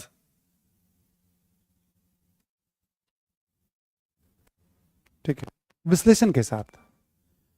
किताबें बाजार में और भी है, गाइड जैसे किताबें, वो क्या करते हैं, तथ्यात्मक झुकाव इतना रख देते हैं ना कि आप पढ़ते पढ़ते आप मुख्य परीक्षा से ओझल हो जाते हैं आप, जबकि उतने तथ्यों की जरूरत होती नहीं है। किताब है बाजार में, वो चयन करना मुश्किल हो जाता है कि हम इसको पढ़ें इसको छोड़ें। हम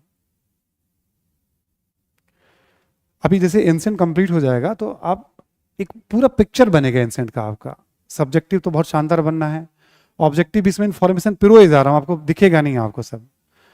उसके बाद जब आप रिवीजन कर लेंगे, 2-3 टेस्ट यहां दे देंगे आप, तब आप उस स्थिति में आएंगे, अच्छा ये आर्य शर्मा की किताब है, अच्छा ये PYQ है, आपको खुद ब खुद समझ में आना शुरू हो जाएगा। उसके बाद हमें क्या पढ़ना चाहिए और क्या, हमें उस अवस्था में आना बहुत जरूरी है इस एग्जाम को निकालने के लिए। तब आपको लगेगा कि हाँ इस दिशा में पढ़ाया गया, हमको इतनी जरूरत थी, इतनी नहीं। वो एक समय आता है जब आप रियलाइज करना शुरू करते हैं। हर स्टूडेंट करता है, तभी तो अच्छा करता है एग्जाम में जाकर के, बट कोई ना कोई माध्यम बनता है उसको सिखाने का, ठीक है। तो हमारा काम ये होता है कि कम से कम में कितनी बातें आपको हम बता पाए, ठीक है। बहुत बताने के लिए तो मेरे पास खुद भी बहुत कुछ रहता है, ठीक है। अब देखो, वेद के बाद ब्राह्मण हो गया, आरण्यक हो गया, उपनिषद हो गया, ठीक। इन सब रचनाओं का क्या मतलब है वैदिक साहित्य में, थोड़ा मैं इसको समझा देता हूं एक बार। जैसे अभी हमने लिखा वेद, और हमने कहा ऋग्वेद, यजुर्वेद, सामवेद और अथर्ववेद।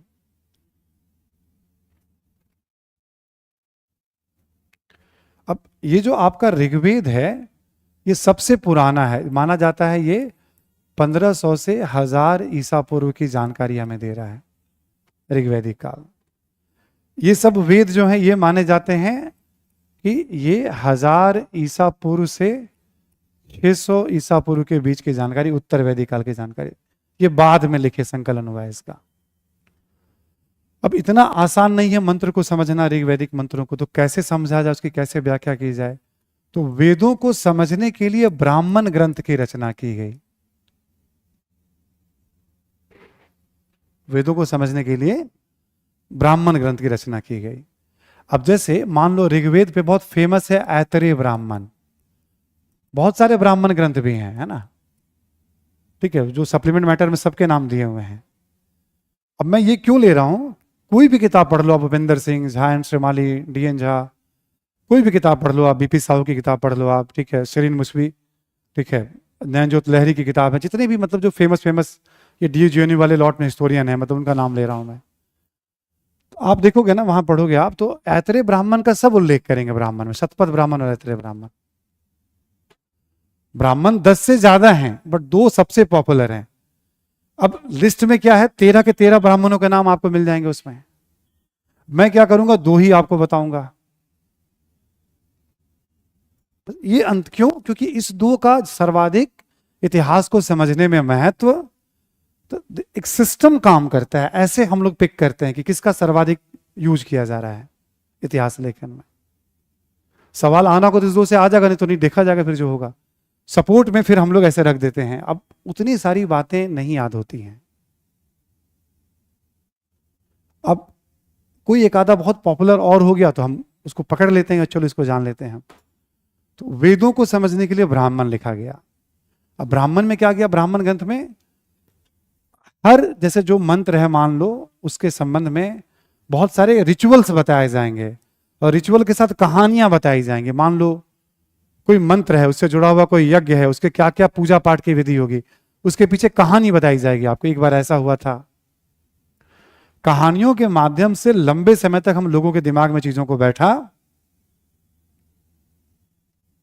तो ये सब व्याख्या के लिए क्रिएट हुआ। अब ऐसे ही अरण्यक ग्रंथ है।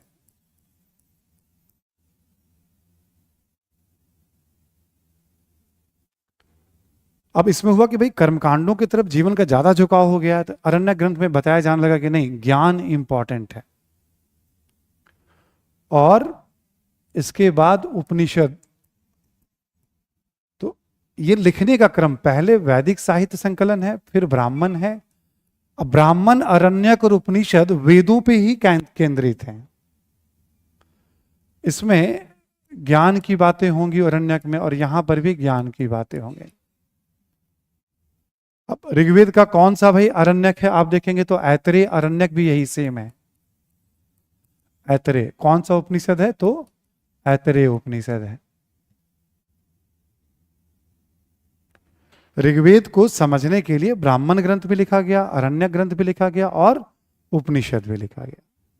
यहां पे कर्मकांड पे बल दिया गया, कहानियों पे बल दिया गया, यहां पे ज्ञान पे बल दिया गया ऋग्वेद की बातों को समझने के लिए। ये परंपरा, अब आगे ये परंपरा चलती रहेगी उपनिषद के बाद भी। अब उपनिषद जो लिख दिया गया, उपनिषद का फिर कोई अध्ययन करेंगे कभी कोई विद्वान, मान लो कोई विवेकानंद ने कभी अध्ययन कर लिया, कभी कोई रामानुजाचार्य ने अध्ययन कर लिया, कभी शंकराचार्य ने अध्ययन कर लिया। अलग अलग दौर में वो सब उपनिषद की व्याख्या, अलग अलग दौर में ये परंपरा आज तक चल रही है। ये ज्ञान की परंपरा आज तक जारी है। आज भी बहुत सारे विद्वान हैं जो अध्ययन करते हैं, पढ़ते हैं, बताते हैं वेदों के ऊपर। ऐसे करके साहित्य, तो ये पूरा वैदिक साहित्य का एक ग्रुप बन जाता है।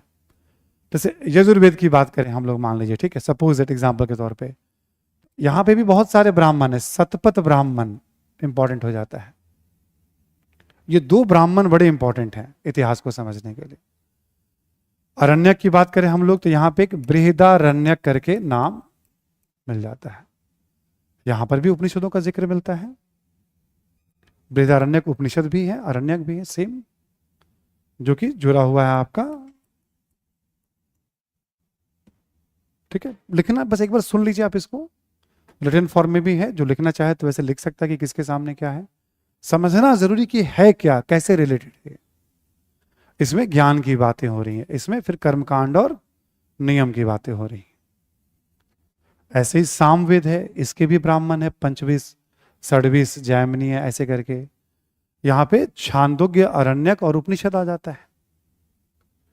अथर्ववेद है, यहां पे भी बहुत सारे ब्राह्मणों की, जैसे गोपथ ब्राह्मण की बात होती है। इसका कोई अरण्यक आपको नहीं मिलेगा अथर्ववेद का, है ना, बट इसके उपनिषद बहुत हैं। जैसे मान लो मुंडको उपनिषद, कल आपने देखा होगा हम लोगों ने सत्यमेव जयते मुंडको उपनिषद से लिया गया है। अब एक इंपॉर्टेंट नाम हो गया, हमने इसको पिक कर लिया। वो अथर्ववेद की व्याख्या कर रहा है ज्ञान के तरीके से, मुंडको उपनिषद। मांडुक्य उपनिषद है, प्रश्न उपनिषद, ऐसे करके। तो सबके साथ ये जुड़ा हुआ है। तो जितने महत्वपूर्ण नाम है 3-4, वो हमने यहां बोर्ड पर रख दिए। इसके अलावा मेरी नजर में कुछ महत्वपूर्ण, ज्ञान के, धर्म के दृष्टिकोण से सब अति महत्वपूर्ण है। एग्जाम के पॉइंट ऑफ व्यू से पहले राउंड में हमें बस यही ध्यान होना चाहिए, इससे ज्यादा नहीं। पहला राउंड ही काफी है यदि आप संभाल ले गए तो एग्जाम के लिए। ऐसा मत सोचिएगा कि दूसरे राउंड में कुछ और नई बातें पढ़नी है, नहीं। मैं बताने वाला हूं करना क्या है आपको, ठीक है। यही हो गया तो बहुत है आपके लिए। तो ये हो गया आपका परिचय पूरे वैदिक साहित्य का, वेद का परिचय हो गया। हाँ, अब आप बोलेंगे तो ये आपको पूरा लिख करके दे दिया गया है, सब उपनिषदों के नाम, सब ब्राह्मणों के नाम, 12, 15, 20 ऐसे संख्या में लिखा हुआ है सबका नाम।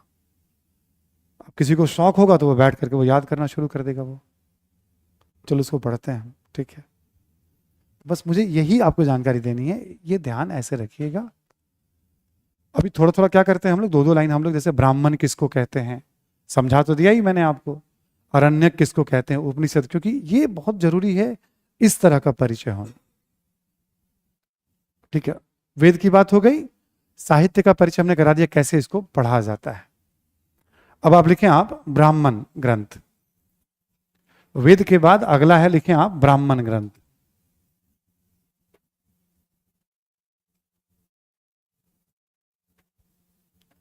लिखिए ब्राह्मण ग्रंथों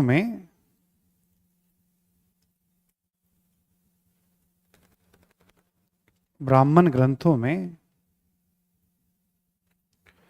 यज्ञ से संबंधित अनुष्ठानों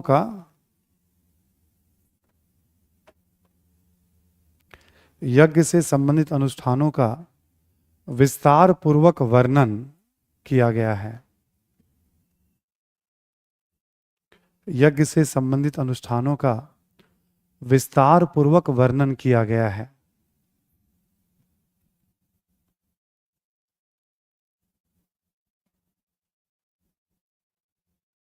ठीक है, विस्तार पूर्वक वर्णन किया गया है। इसी में लिखें प्रत्येक वेद के साथ प्रत्येक वेदों के साथ ब्राह्मण ग्रंथों की रचना भी की गई।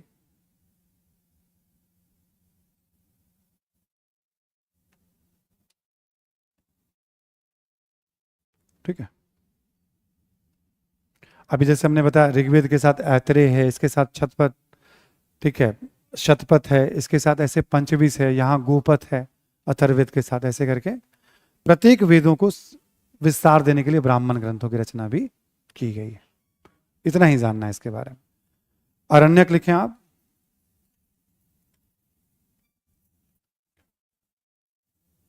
लिखें अरण्यक ग्रंथों में ज्ञान पर बल दिया गया है।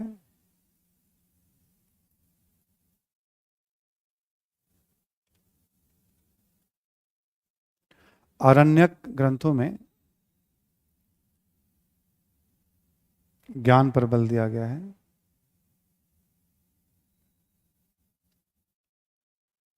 अरण्यक क्यों कहते हैं? बेसिकली अरण्य यानी वन।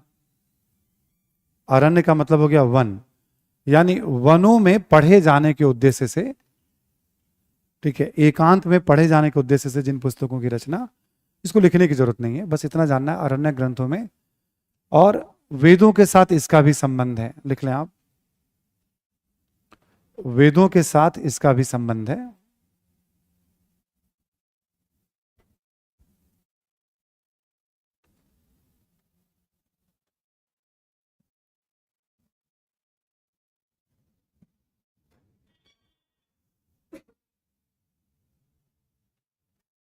ठीक है, अब एक ही, जैसे आप देखोगे अथर्ववेद का कोई अरण्यक नहीं, बाकी सबके लिए अरण्यक भी हैं, सपोर्ट वाले मैटर में सब लिखा हुआ है। ठीक है, तो वेदों को समझने के लिए अरण्यक को उतना महत्व नहीं मिला। क्यों? ज्ञान की परंपरा में उपनिषद अरण्यक से आगे निकल गया, तर्क की परंपरा में। तो अरण्यक की चर्चा बस ऐसे क्रम को समझने के लिए होती है, वरना उपनिषदों पे ज्यादा बल होता है। अब आप लिखें उपनिषद। उपनिषद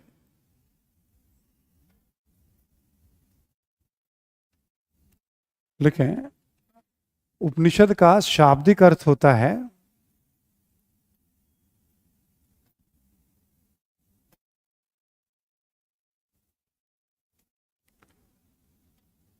गुरु के समीप बैठना, गुरु के नजदीक बैठना, गुरु के समीप बैठना।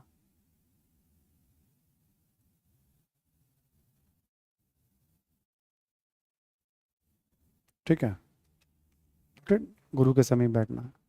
इसी में लिखें आप प्रत्येक वेदों के साथ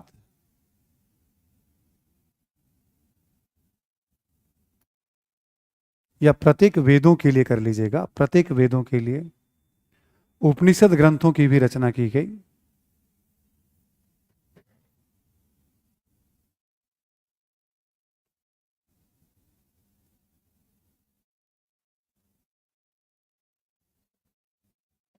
ठीक है, ग्रंथों की भी रचना की गई। इसी में लिखें आप उपनिषदों में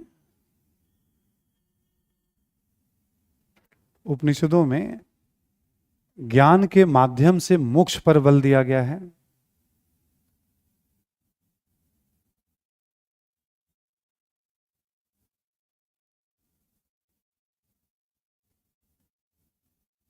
ज्ञान के माध्यम से मोक्ष पर बल दिया गया है। लिखें, जन्म, मृत्यु, पुनर्जन्म,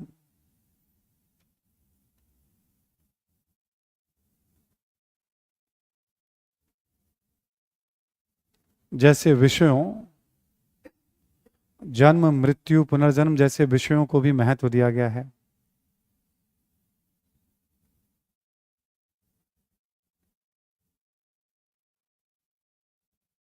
ठीक है, जैसे विषयों को भी महत्व दिया गया है। मतलब उपनिषद में यही है, मोक्ष, ज्ञान, जन्म, मृत्यु, पुनर्जन्म, ऐसे प्रश्नों को उसमें हैंडल किया गया है। एक और पॉइंट लिख लें आप, उपनिषदों को वेदांत भी कहते हैं। उपनिषदों को वेदांत भी कहते हैं। वेदांत यानी वेदों का अंत।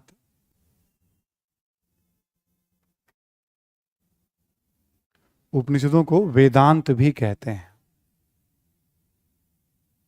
कभी आप सुनेंगे ना आप, जैसे ये विद्वान वेदांती परंपरा के हैं। वेदांत यानी उपनिषद, वेदों का अंत माना गया है। तो वेदों की दो तरह से व्याख्या हुई, एक कर्मकांडीय व्याख्या, यज्ञ कर्मकांडीय व्याख्या, और ज्ञान मार्गीय व्याख्या।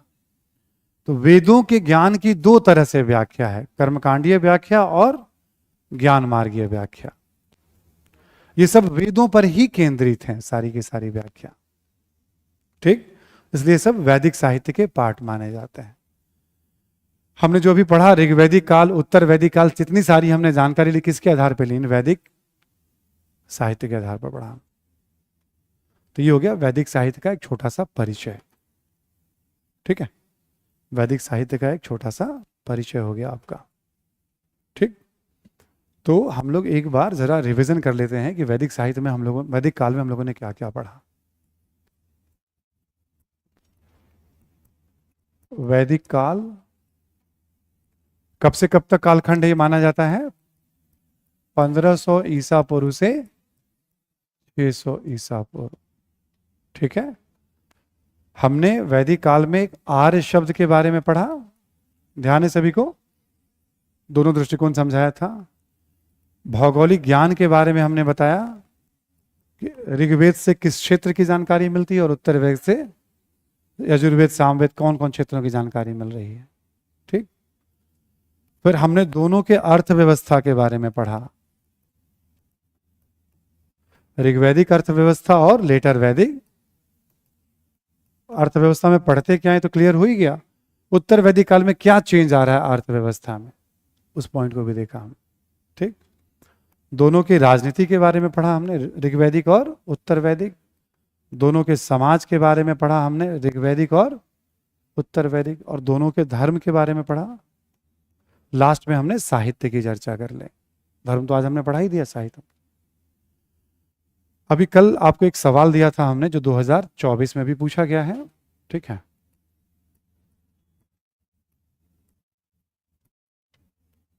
ठीक है, कि ऋग्वैदिक काल की तुलना में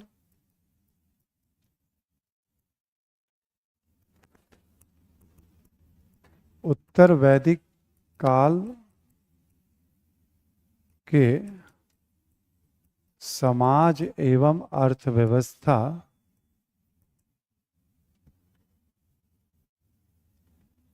में परिवर्तनों को रेखांकित करें। शब्दों में थोड़ा बहुत हेरफेर हो सकता है, सवाल यही पूछा गया है। ठीक है ना, परिवर्तनों को रेखांकित करें। ठीक है, हमने वैदिक काल पूरा पढ़ लिया। जब हम कोई भी आंसर करते तो हमने क्या बताया था? आरंभ आपको करना होगा, स्टार्ट करना होगा। आप हमेशा से एक आदत बनाइएगा, जब भी आपको क्वेश्चन लिखना हो कभी भी, कि कोशिश करिएगा कि हम शुरू में हमें 3-4 लाइन से अधिक शब्द ना लिखने पड़े। 3-4 लाइन में, वाक्य में हमारी बात पूरी हो जाए। यानी 15, 20, 25, 30 शब्दों में आप अपना परिचय हमेशा रख लीजिए। आप 15, 20 से लेके 25, 30 परिचय में जितना ज्यादा शब्द खर्च करेंगे तो मुख्य बात को लिखने के लिए आपके पास उतना ही कम समय बचेगा। अंतिम रूप से क्या होता है, 3 घंटे में हमें 20 प्रश्नों का उत्तर लिखना होता है।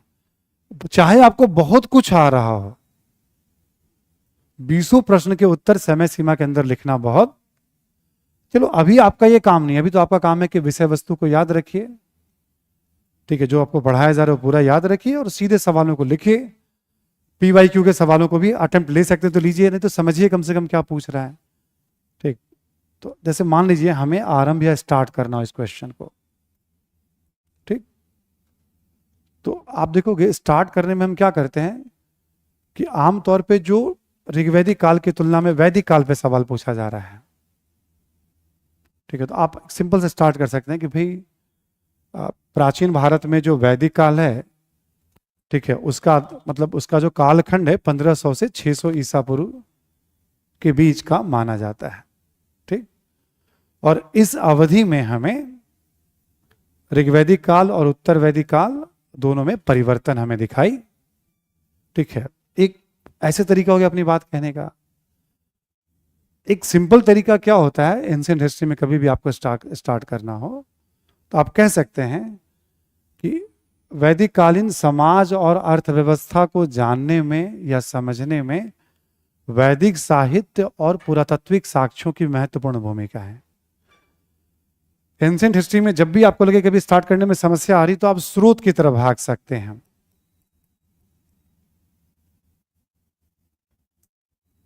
ठीक, किसी भी टॉपिक पे स्टार्ट करना हो, भाई समझने में वैदिक साहित्य और पुरातात्विक साक्ष्यों की महत्वपूर्ण भूमिका है।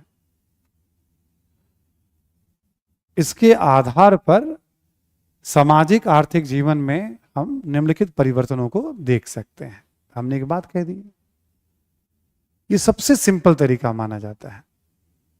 या आप वैदिक काल कह रहे हैं, आप कॉन्फिडेंटली डिफाइन कर दीजिए आप, ठीक है, भाई इस काल का अध्ययन मुख्यतः वैदिक साहित्य के आधार पर होता है, इसलिए हम इसे वैदिक काल कहते हैं, ठीक है। साहित्य से हमें सामाजिक धार्मिक जीवन के संदर्भ में या सामाजिक आर्थिक जीवन के संदर्भ में हमें महत्वपूर्ण जानकारी मिलती है। हमने ऐसे स्टार्ट कर दिया।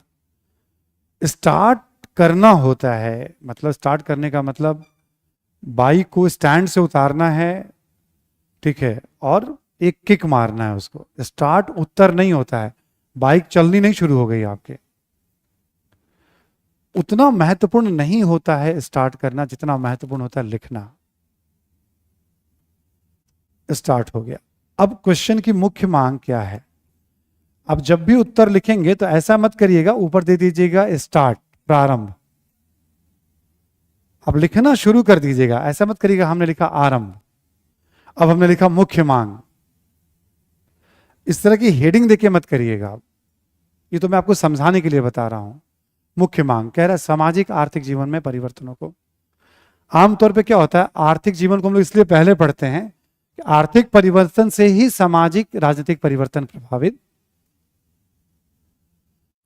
हम चाहें तो आर्थिक परिवर्तन को पहले लिख सकते हैं, हम चाहें तो सामाजिक परिवर्तन को पहले लिख सकते हैं, इसमें कोई फर्क नहीं पड़ना है। बहुत 150 शब्द में लिखना है। मुख्य मांग में हम लोग आ रहे हैं, ठीक।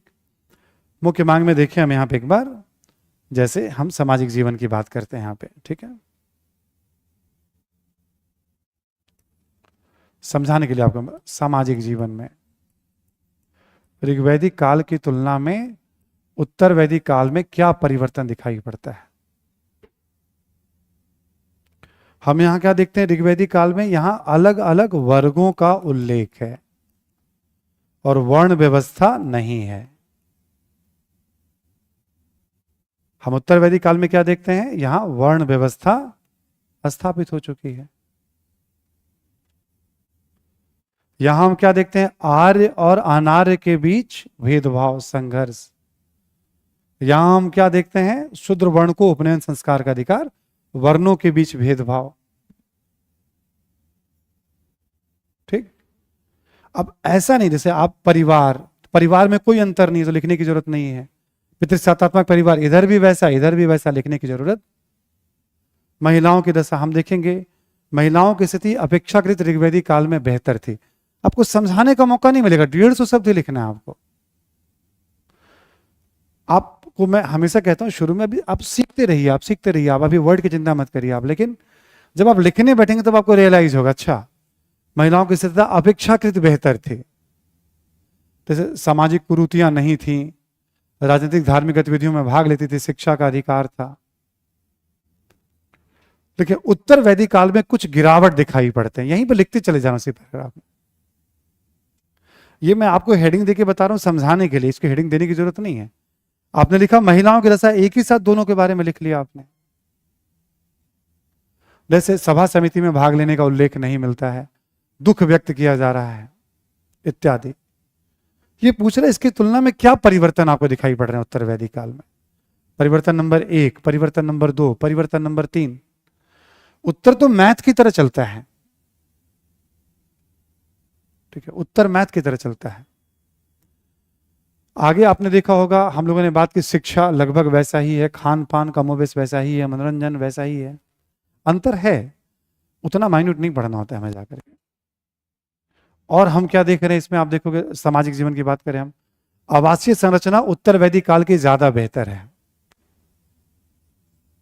हम लिखना चाहें तो यहां बहुत साक्ष्य नहीं मिलते, बट उत्तर वैदिक काल में जो साक्ष्य में मिलते हैं वो अधिक अस्थायित्व का बोध कराते हैं। नहीं लिख पाए तो कोई बात नहीं, आगे बढ़ जाएंगे कि ऋग्वैदिक काल की तुलना में उत्तर वैदिक काल में आश्रम व्यवस्था, संस्कार, गोत्र प्रथा अधिक व्यवस्थित तरीके से हमें दिखाई। चौथा अंतर हमने लिख दिया।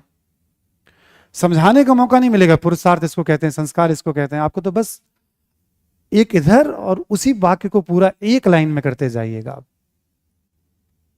टेबल बना के प्रेजेंट नहीं करना, ही तो मैं समझा रहा हूं आपको। यदि आपको क्लास नोट्स याद है तो आप देखेंगे हमने इतना कुछ लिखा, बट यहां पे ये बात 4 लाइन में 6 लाइन में खत्म हो जाएगी हमारी। आपको याद होगा जब हमने समाज आपको बताया था, हमने कहा था समाज का हिस्सा धर्म भी होता है।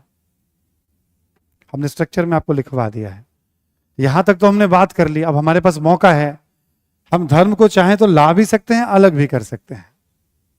हमारे पास मौका है तो हम चाहें तो धर्म को ला सकते हैं। कोई 1-2 पॉइंट इधर उधर बता देंगे हम। जैसे यहां पे देखेंगे हम जो ऋग्वैदिक काल में जो देवी देवताएं हैं, ठीक है, उसकी तुलना में उत्तर वैदिक काल में हमें परिवर्तन, त्रिदेव की जैसे मान लो अवधारणा दिखा, एग्जाम्पल एक बात हमने कह दी, ऋग्वैदिक काल में प्रार्थना पर ज्यादा बल दिया गया है, स्तुति पाठ पर। उत्तर वैदिक काल में यज्ञ कर्मकांड और दान दक्षिणा पर बल दिया गया। 2 बात कह दी हम।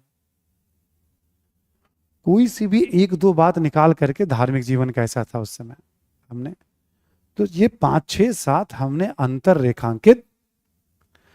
अब ये कब कर पाएंगे, जब क्लास नोट्स पे एकदम मास्टरी होगी। अब हम क्या करते हैं, जो मैं आपको समझाता हूं, हम कुछ और पढ़ रहे हैं। जैसे रामचरण शर्मा भी हमने कई बार कहा, क्लास नोट्स खूब याद है तो पढ़ो, नहीं याद है तो छोड़ो। मैं बीच बीच में अपने केजीएस के नोट्स की भी बात कर रहा हूं, पहले याद तो कर लो क्लास नोट्स। ये सिंपल सवाल है, क्लास नोट्स में पूछा गया सवाल है। ये कोई बहुत ऐसा नहीं कि बहुत बड़ी बहादुरी, सिंपल सी बात है, पढ़ने का तरीका है। ये सारी बातें रामचरण शर्मा की किताब में भी लिखी हुई हैं। कोई स्टूडेंट एक ही किताब को बार बार पढ़ेगा, ठीक से पढ़ेगा, समझ जाएगा, वहां से भी अंतर लिख सकता है वो। ये क्या हो गया, सामाजिक जीवन में अंतर। कह रहा अंतरों को रेखांकित करिए, परिवर्तनों को, परिवर्तनों को रेखांकित। ऐसे ही देखा जाए आर्थिक जीवन की बात कर ले हम लोग।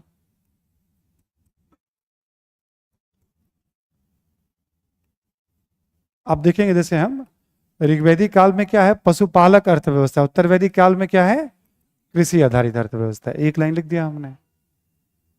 कुछ एक प्रमाण देने का मन करे तो आप दे सकते हैं, वो डिपेंड करता है जब आप लिखने बैठेंगे तो टाइम कितना है आपके पास। मेरी जहां तक समझ है, पेपर को हमने देखा है, कहीं एग्जाम्पल वगैरह देने का मौका नहीं मिलेगा, बस अंतर बता दें वही बहुत बड़ी बात है, ठीक है। क्योंकि हम जितना अंतर बता देंगे उतनी अच्छी बात है कम समय में। आप देखेंगे ऋग्वैदिक काल में कुछ शिल्पों का उल्लेख मिलता है, जैसे उत्तर वैदिक काल में कुछ नए नए शिल्पों की भी जानकारी मिलती है। जैसे,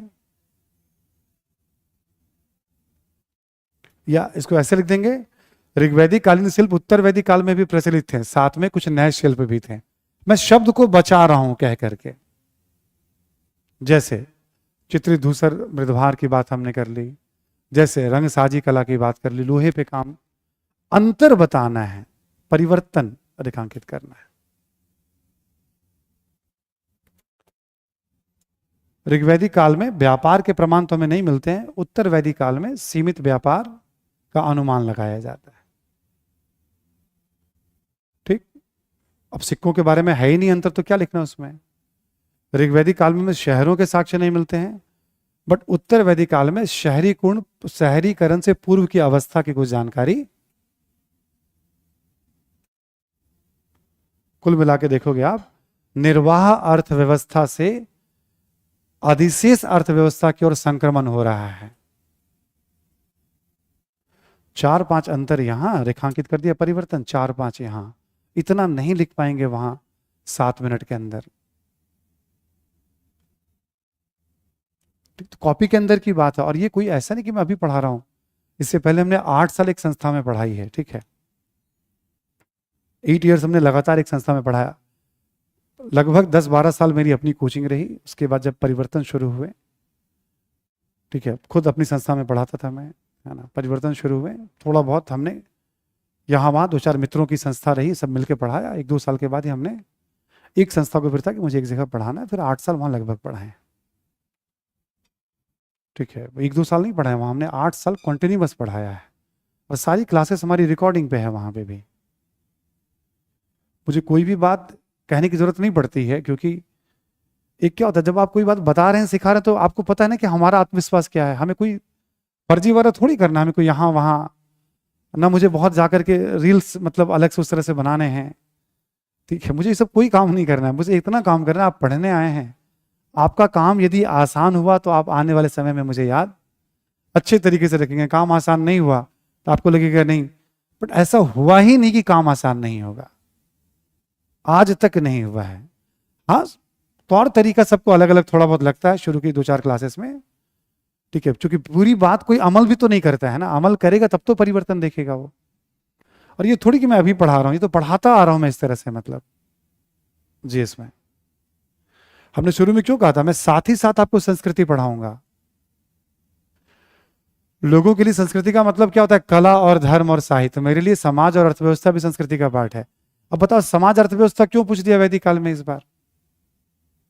अब आप क्या देखोगे, कुछ कला साहित्य वाली किताब देखना आपके पास घर में पड़े हो, तो अगली बार चैप्टर वो ऐड कर देंगे उसमें। संस्कृति की परिभाषा ही वो संकीर्ण समझते हैं।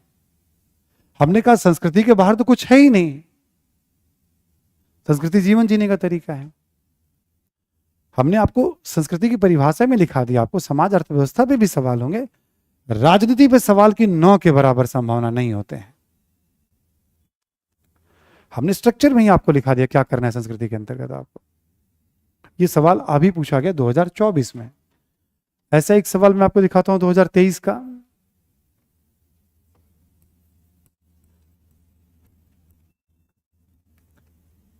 पूछा गया सवाल, वैदिक कालीन समाज एवं धर्म की मुख्य विशेषताओं को बताएं।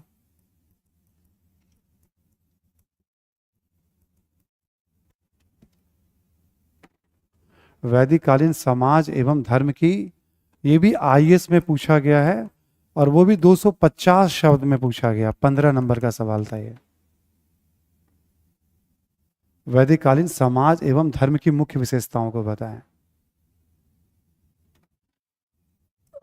क्या आपको लगता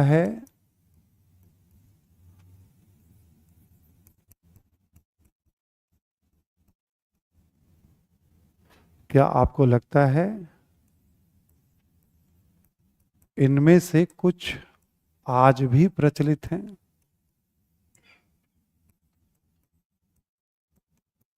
एक ही सवाल के 2 हिस्से हैं। ठीक, एक प्रश्न पूछा गया, 2 पार्ट में पूछा गया, वैदिक कालीन समाज एवं धर्म। ठीक है, 2023 में पूछा गया। पहला हिस्सा सिंपल पूछा गया समाज धर्म के बारे में, दूसरा हिस्सा विरासत पे पूछ लिया गया। हमने क्या कहा, जैसे आप टॉपिक पढ़ लेते हैं तो विरासत तो आपके लिए बड़ा आसान हो जाता है टॉपिक पढ़ने के बाद। तो यूपीएससी चलती सिलेबस के अकॉर्डिंग ही है, ठीक है, इसलिए होलिस्टिक पढ़ने पे हमें ध्यान देना। अब मान लो ये क्वेश्चन है हमारे सामने, फिर एक बार हमें स्टार्ट करना है, प्रारंभ करना है, ठीक। आप वैदिक काल है, सेम परिचय दे सकते हैं आप, ठीक है। मुख्यतः वैदिक साहित्य के कारण इस काल को वैदिक काल के रूप में हम जानते हैं, ठीक है। और इस काल की सामाजिक धार्मिक विशेषताओं को हम इस प्रकार देख सकते हैं। बस हो गया, स्टार्ट कर दिया हमने। अब ये कह रहे हैं ना समाज की विशेषता, तो अब आप चाहो तो जैसे परिचय आपने दे दिया, स्टार्ट कर दिया आपने, अब आप बता सकते हो समाज के बारे में। ऐसे क्वेश्चन में जो शब्द होता है ना, तो आप चाहो तो उसकी हेडिंग दे सकते हो राइटिंग में। देखो एक बात मैं समझाता हूं 2-3 बार, आप कई बार बच्चे ना बार बार पूछते हैं, उस बात को ठीक से समझिएगा। सवाल पूछना होगा तो अभी पूछेगा मैं क्या कह रहा हूं। जैसे हमने लिखा, कह रहा है समाज की विशेषता, हमने लिख दिया समाज वैदिक काल की। वैदिक काल का मतलब क्या हुआ, ऋग्वैदिक काल भी हो गया और उत्तर वैदिक काल भी हो गया। वैदिक काल का मतलब दोनों हो गया। अब हमें समाज की बात करनी है वैदिक काल के बारे में। पहले समाज लिखना है, धर्म लिखना है और विरासत, 3 हिस्सों में सवाल पूछा गया है। ये सब स्पीड पढ़ते पढ़ते डेवलप होती है, बट स्पीड तो तब डेवलप होगी ना जब हमारे पास इंफॉर्मेशन हो, अंडरस्टैंडिंग हो। आपको याद होगा हमने एक खान सर वाली टंकी वाली कहानी बताई थी आपको, है? टंकी में पानी होगा तब तो टंकी चलेगा, आप टैप खोलोगे तो उसमें आएगा। इसलिए क्यों कहा जाता है कि आप जो पढ़ाया जा रहा है उसको पहले रखो तो ध्यान। याद है तो तुरंत लिखना शुरू कर दोगे, जब याद ही नहीं तो हम क्या लिखेंगे हम। अच्छा ये बात समझ में आ रही ना सभी को मैं क्या कह रहा हूं। अब आपको, अब देखो उसी सवाल में पूछने का तरीका है कि वैदिक कालीन समाज। अब कैसे लिखोगे आप वैदिक कालीन समाज को जब बताना शुरू करोगे आप, ठीक है। प्रारंभ में समतावादी समाज, लेकिन उत्तर वैदिक काल तक आते आते समाज में विभाजन और वर्ण व्यवस्था जैसे तत्व हमें दिखाई। अब समझाना शुरू करोगे तो एक ही पॉइंट में तुम्हारा निकल जाएगा 5 मिनट। लिखना एक अलग गेम है, अलग जोन है। सिंपल सवालों में भी प्रेजेंट करने में बुद्धि लगानी पड़ती है, ठीक है। संयुक्त परिवार और पितृसत्तात्मक एक विशेषता हो गई, दोनों काल की बात हो गई। महिलाओं की दशा अपेक्षाकृत अच्छी थी, अंतर बताने की जरूरत नहीं कि ये खराब हो गया, अपेक्षाकृत अच्छी थी, कुरीतियों का प्रचलन नहीं था, अच्छी बात होगी अपने। शिक्षा का अधिकार था, ये विशेषता हो गई समाज की एक। सिंपल सिंपल बातें लिखनी है। अब यहां अंतर नहीं समझा, अंतर समझाने के मतलब शब्द बहुत सारे निकल जाएंगे आपके। ऋग्वेद उत्तरवेद ज्यादा नहीं करना है इसमें हमें। ये क्या होता है, निर्णय लेना पड़ता है। कौन लेता है, स्टूडेंट लेते हैं कि हम कैसे लिखें इसको हम। ये सब आदतें कब डेवलप होती है, जब हम खूब अभ्यास करते हैं। अभी क्या होता है, अभी सीखते हैं, टॉपिक ये है, नोट्स ऐसे बना, हमने पढ़ लिया, हमने याद कर लिया। और मैं आपको क्या कहता हूं, जो क्लास नोट्स के अंदर उसको घर पे खूब लिखिए आप। क्यों कहता हूं, इसी दिन के लिए कहता हूं, जब सब कुछ आपके सुपर कंप्यूटर में फिट होगा, जब आप प्रैक्टिस शुरू करेंगे तो आसानी से उसका इस्तेमाल करना सीखेंगे आप। गलतियां होंगी बट सीखेंगे आप। जब फीड ही नहीं होगा तो हम सीखेंगे क्या। मेरी बात समझ में आ रही है। पहले दिन से जो मैं समझा रहा हूं, क्लास नोट्स बहुत इंपॉर्टेंट है, आप याद रखिए उसको। उसी के आधार पर ना कुछ पूछा जाएगा। ये भी आपको पूरे भरोसे से मैं कहता हूं, उससे बियॉन्ड कुछ पूछा जाएगा तो कोई नहीं लिखेगा। आपको नुकसान थोड़ी होना है उसमें, बट पूछ लिया गया और हम ठीक से नहीं लिख पाए तो अब प्रतियोगिता शुरू होती है ना, कौन कैसे लिख रहा है। ठीक, तो समाज के बारे में हमने अब अलग से यहां धर्म को अलग कर दिया गया है। समाज में हमें धर्म को लेने की जरूरत नहीं है। शिक्षा तो मौखिक, गुरुकुल शिक्षा मौखिक, मतलब आप समाज के सारे पहलू को फटाफट 6-7-8 बातों में जितना आप बता सकते हैं बता दीजिए आप। एक हेडिंग दे दिया आपने समाज, ठीक। अगला हेडिंग दे दिया आपने धर्म की विशेषताएं, अब यहां फिर आपको ऋग्वैदिक उत्तरवैदिक काल नहीं करना, आपको बताना है कि धार्मिक दृष्टिकोण से देखें तो बहुदेववादी समाज था। जैसे इन देवताओं की पूजा, उसमें आप एक ही साथ नाम लिख दो, इंद्र, वरुण, प्रजापति, विष्णु इत्यादि। आपको बताना होगा देवियों की पूजा, हालांकि देवियों का महत्व कम था, जैसे कुछ देवियों का नाम दे दिया। एकेश्वरवाद के भी संकेत, तीसरा पॉइंट हो गया। प्रकृति पूजक समाज था, जैसे इंद्र की पूजा के बारे में थोड़ा बता दिया, प्रकृति पूजा कैसे है, या अग्नि के बारे में बता दिया, एक दो एग्जाम्पल, 4 हो गए।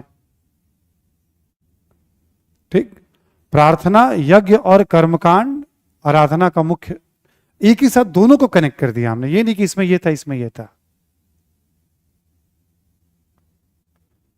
अब कितना लिख सकते हैं हम, 5 से ज्यादा समय नहीं मिलेगा ना, 5-6 यहां लिख दिया, 5-6 यहां लिख दिया, 4-5 बातें, तो विशेषता होगी कंप्लीट आपकी, भाई ऐसा जीवन था। अब इसमें से कौन कौन सी बातें पूछ रहा आपको लगता है, तो आप बताएंगे कि भाई जो वैदिक साहित्य है, आज भी देखा जाए धार्मिक दृष्टिकोण से तो हिंदू धर्म का सबसे प्राचीनतम साहित्य है। ठीक है, और चाहे वो मंत्रोच्चारण हो या पूजा पाठ की विधि हो, वो आज भी आप देखेंगे इसमें से बहुत सारी देवी देवताएं, प्रकृति पूजा, अंतिम संस्कार, ये सब तौर तरीका आज भी समाज में प्रचलित है, थोड़े बदले हुए रूप में भी है लेकिन प्रचलित है। समाज की बात करें हम लोग, यहां पे देखेंगे हम लोग किसी न किसी रूप में वर्ण व्यवस्था, आश्रम, संस्कार बदले हुए रूप में आज भी समाज में हम कुछ हूबहू कुछ परिवर्तित रूप में, एक पैराग्राफ धर्म के बारे में, एक पैराग्राफ समाज के बारे में बता दिया हमने। 2-2 पैराग्राफ बता सकते, वो तो आपके स्पीड के ऊपर, आपके जानकारी के ऊपर है। कौन कौन सी चीजें आज भी समाज में प्रचलित, सुन पा रहे हैं ना सभी लोग? तो जो हमने पढ़ा अब आपको याद है तो आप बता पाएंगे। पढ़ने के बाद रिवीजन करना और चिंतन करना बहुत जरूरी होता है, रिवीजन करते रहना उसको। नंबर ऑफ पेजेस पढ़ के कोई कुछ नहीं करता, जो पढ़ लिया उसको सोचना कैसे इस्तेमाल करेंगे, तब जाकर के बात बनती है ना। तो इसी में इतना कुछ है ना, जैसे आपसे आ जाए कि वैदिक समाज प्रकृति पूजक समाज था, टिप्पणी करें, कल तीसरा सवाल ये आ जाएगा, आपको पढ़ने की जरूरत पड़ेगी नहीं। आप बताओ, एक बादल के देवता है, एक जल के देवता है, एक वनस्पति के देवता है, अग्नि का वैसे ही महत्व है। आराम से तुम, ठीक, कोई बात नहीं, तुम हंसो, सिर ऊपर करके हंसो, ठीक है। अब जस्ट निशा रात्रि को देवी के तौर पे, सरस्वती नदी को देवी के तौर पे, सिंधु नदी को देवी के तौर पे, इतने सारे उदाहरण भरे पड़े हैं। अब कोई सोचेगा कि नहीं कि कैसे पूछ दिया, तो पूछ तो कुछ भी देगा ना उसमें से, तो वो समझ में आ गई बात। अभी तो बहुत इज्जत से पूछ रहा है वो, ताकि लिख लें आप, ठीक है ना बड़ा बेइज्जत करके पूछता है यूपीएससी। तो अब यही पूछ दिया, अब आपको लगेगा कुछ और ज्ञान कहीं से जाना पड़ेगा, क्यों कहीं जाना पड़ेगा, आपको याद है तो लिखिए। इसलिए तो मैं कहता हूं कॉपी में बहुत दम है, बस कौन कितना इस्तेमाल कर पाएगा, अब वो बच्चों की क्षमता के ऊपर है। हमारा तो काम है कि बार बार बच्चों को मोटिवेट करते रहना, पढ़ते रहो इसको आप। और इतनी पकड़ बन गई ना, तो कोई भी किताब, नोट्स, आपको आगे कुछ पढ़ना हो, जानना हो, सब बात समझ में आने लग जाती है। अच्छा, इसमें ये बात बताई जा रही है। तो प्रकृति पूजक मान लो ऐसे करके आपसे पूछ लिया, ठीक है। अभी जैसे उसको पूछना हो कि भाई, आप देखोगे कि वैदिक जो समाज था, ठीक है, मतलब वो समतावादी समाज नहीं था। कम से कम इसके भी 7-8 एग्जाम्पल आपके क्लास नोट्स में, बट निकालने पड़ेंगे आपको। तो जब क्वेश्चन घुमाना शुरू कर देगा उसी में से ना, आपको लगेगा कोई और किताब पढ़ के उत्तर नहीं होगा। क्लास नोट्स जब खूब अच्छे से 12 बार पढ़ते हैं ना हम, याद जब होता तो इंफॉर्मेशन के रूप में आता है, फिर धीरे धीरे उसका हम रिलेशन समझना शुरू करते हैं। जब हम एक दूसरे लाइन को जोड़ने लगते हैं, तीसरे को जोड़ते हैं, यानी ज्ञान की अवस्था में परिवर्तित होता है वो। लिखने के लिए हमें उस ज्ञान अनुभव की जरूरत पड़ती है। और वो तब संभव होता है जब हम एक ही चीज को बार बार पढ़ रहे होते हैं। इसलिए लोग कहते हैं ना एक ही चीज को बार बार पढ़िए, बार बार पढ़िए। क्यों? आप सोचने लगते हैं। समतावादी यानी समाज में असमानता किस किस रूप में है? ये पुरोहितों को, ये राजाओं को इतना सारा अलग से उपहार क्यों दिया जा रहा है? वो कर क्यों वसूल रहे हैं? शूद्रों के लिए अलग से देवता क्यों है? आर्यों अनार्यों के बीच टकराव क्यों है? इन वर्णों के बीच भेदभाव क्यों है? महिलाओं को सम्मान, महिलाओं के ऊपर मंत्र क्यों नहीं है? अब इसका उत्तर थोड़ी कि आप कॉपी में से हूबहू लेके उतार दोगे आप, नहीं। इसी को कहते हैं अप्लाइड सवाल। ये तो बस छपा होना चाहिए आपके दिमाग में। अच्छा ये पूछा है, मुझे सारी बात निकालनी है। ये कभी आया नहीं, जस्ट मैं आपको ट्रेलर देके बता रहा हूं कि यूपीएससी अपने तरीके से पूछती है, तो हम जो पढ़ते हैं, ठीक है, उसको कैसे हम लेते हैं। खाना बदोश कबायली समाज होते हुए भी समतावादी नहीं था, तो 4 लाइन और एक्स्ट्रा जोड़ देती है। ये क्या पूछ रहा, खबाइली, खाना बदोश, घुमंतु, कुछ कुछ करके आपको बोझिल बना देगी। पूछती बड़ा सिंपल सा, जो एग्जैक्ट क्या जानना चाह रही हो। कभी कभी 6 लाइन में क्वेश्चन पूछ दिया जाएगा, पहले समझो। लिखना कोई एक ही बात है उसमें। ये तो साइकोलॉजिकल टेस्ट है ना, प्रतियोगिता में कौन बढ़िया कर रहा है, बाकी लोग छटेंगे, जो उसमें बेहतर करेंगे वो आगे जाएंगे इंटरव्यू के लिए।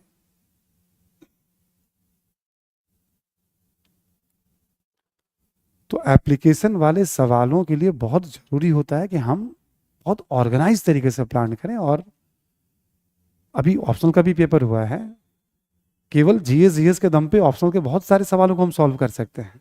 उस लेवल पे ही क्लास चलती है। ये तो अभी पूछा ना वैदिक काल पे बैक टू बैक 2 सवाल।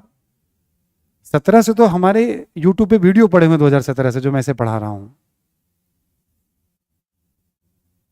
ठीक, 2017 से तो यूट्यूब पे वीडियो पड़े हुए हैं जब मैं पढ़ा रहा हूं, कि नहीं सिलेबस का पार्ट है, कभी भी आ सकता है ये। कल्चर को केवल हमें, अब यही सवाल आपसे पूछना होगा, मान लीजिए जैसे करके, है ना, ठीक है, आपसे पूछेगा कि जैसे जो ऋग्वेद है, ठीक है, उसका क्या महत्व है।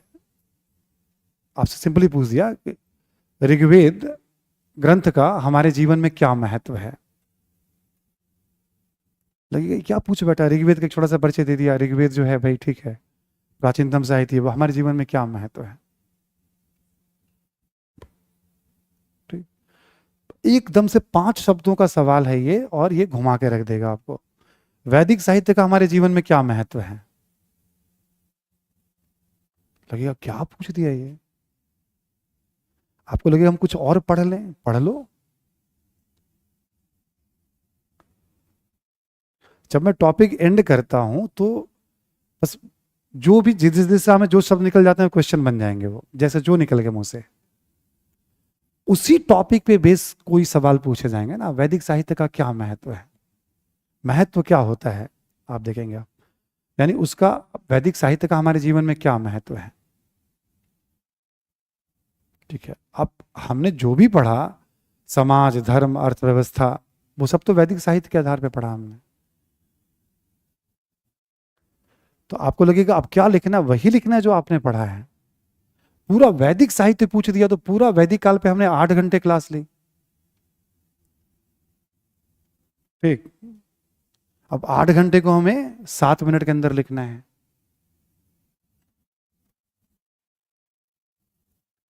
तो आपको बस ये बता रहा हूं कि आपको लगता है कि अब आगे कुछ और पढ़ना नहीं है, इसलिए हमने कहा कि इसके बाद कुछ पढ़ना हो तो रामशरण शर्मा की किताब, क्योंकि किताब में लेखक का मकसद क्या होता है, कुछ और भी बातों को बता रहे हैं।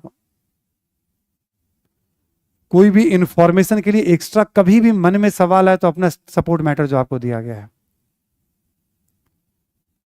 ठीक है। तो सोर्स के लिए तो कहीं नहीं जाना है ना, मेन सोर्स ही होगी आपका क्लास नोट्स,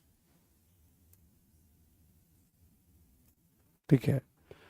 हम किन किन प्रश्नों का उत्तर अभी लिख पाएंगे नहीं लिख पाएंगे, ये समय की बात है, लेकिन ये जरूर आपको मैं कहूंगा, ठीक है, कि आप याद रखिए, तभी हम उसको, हम 2 तो उत्तर अभी मैं बता रहा हूं, हड़प्पा पे 2 सवाल आ चुके हैं मेंस में ऑलरेडी, ठीक है। और सिंपल क्लास नोट्स की जानकारी होनी चाहिए हमारे पास, ठीक है, हम उसका उत्तर लिखने के में कामयाब रहेंगे हम। तो आपको ना हमेशा लेवल 1 सीधे सीधे सवालों पे क्लास नोट्स को याद रखना है। मेरा काम सिखाना। अगला टॉपिक फिर आएगा, बुद्ध काल पे सवाल है, वहां भी बताऊंगा मैं आपको। देखो पीवाईक्यू में क्या पूछा गया है, वहां भी बताऊंगा मैं आपको। आप सुनते जाइए उसको। अच्छा ठीक है, हम जो पढ़ रहे हैं उसका इस्तेमाल करना है। उसी क्रम में 2-4 नए क्वेश्चंस का उत्तर भी बता जाता हूं, जैसे प्रकृति पूजक है, समतावादी नहीं है, तो हमने बोल दिया। अब रिकॉर्डिंग आपके पास है, सुन लेना एक बार, समझना। अच्छा सर ऐसे बता रहे थे पूरे क्लास नोट से।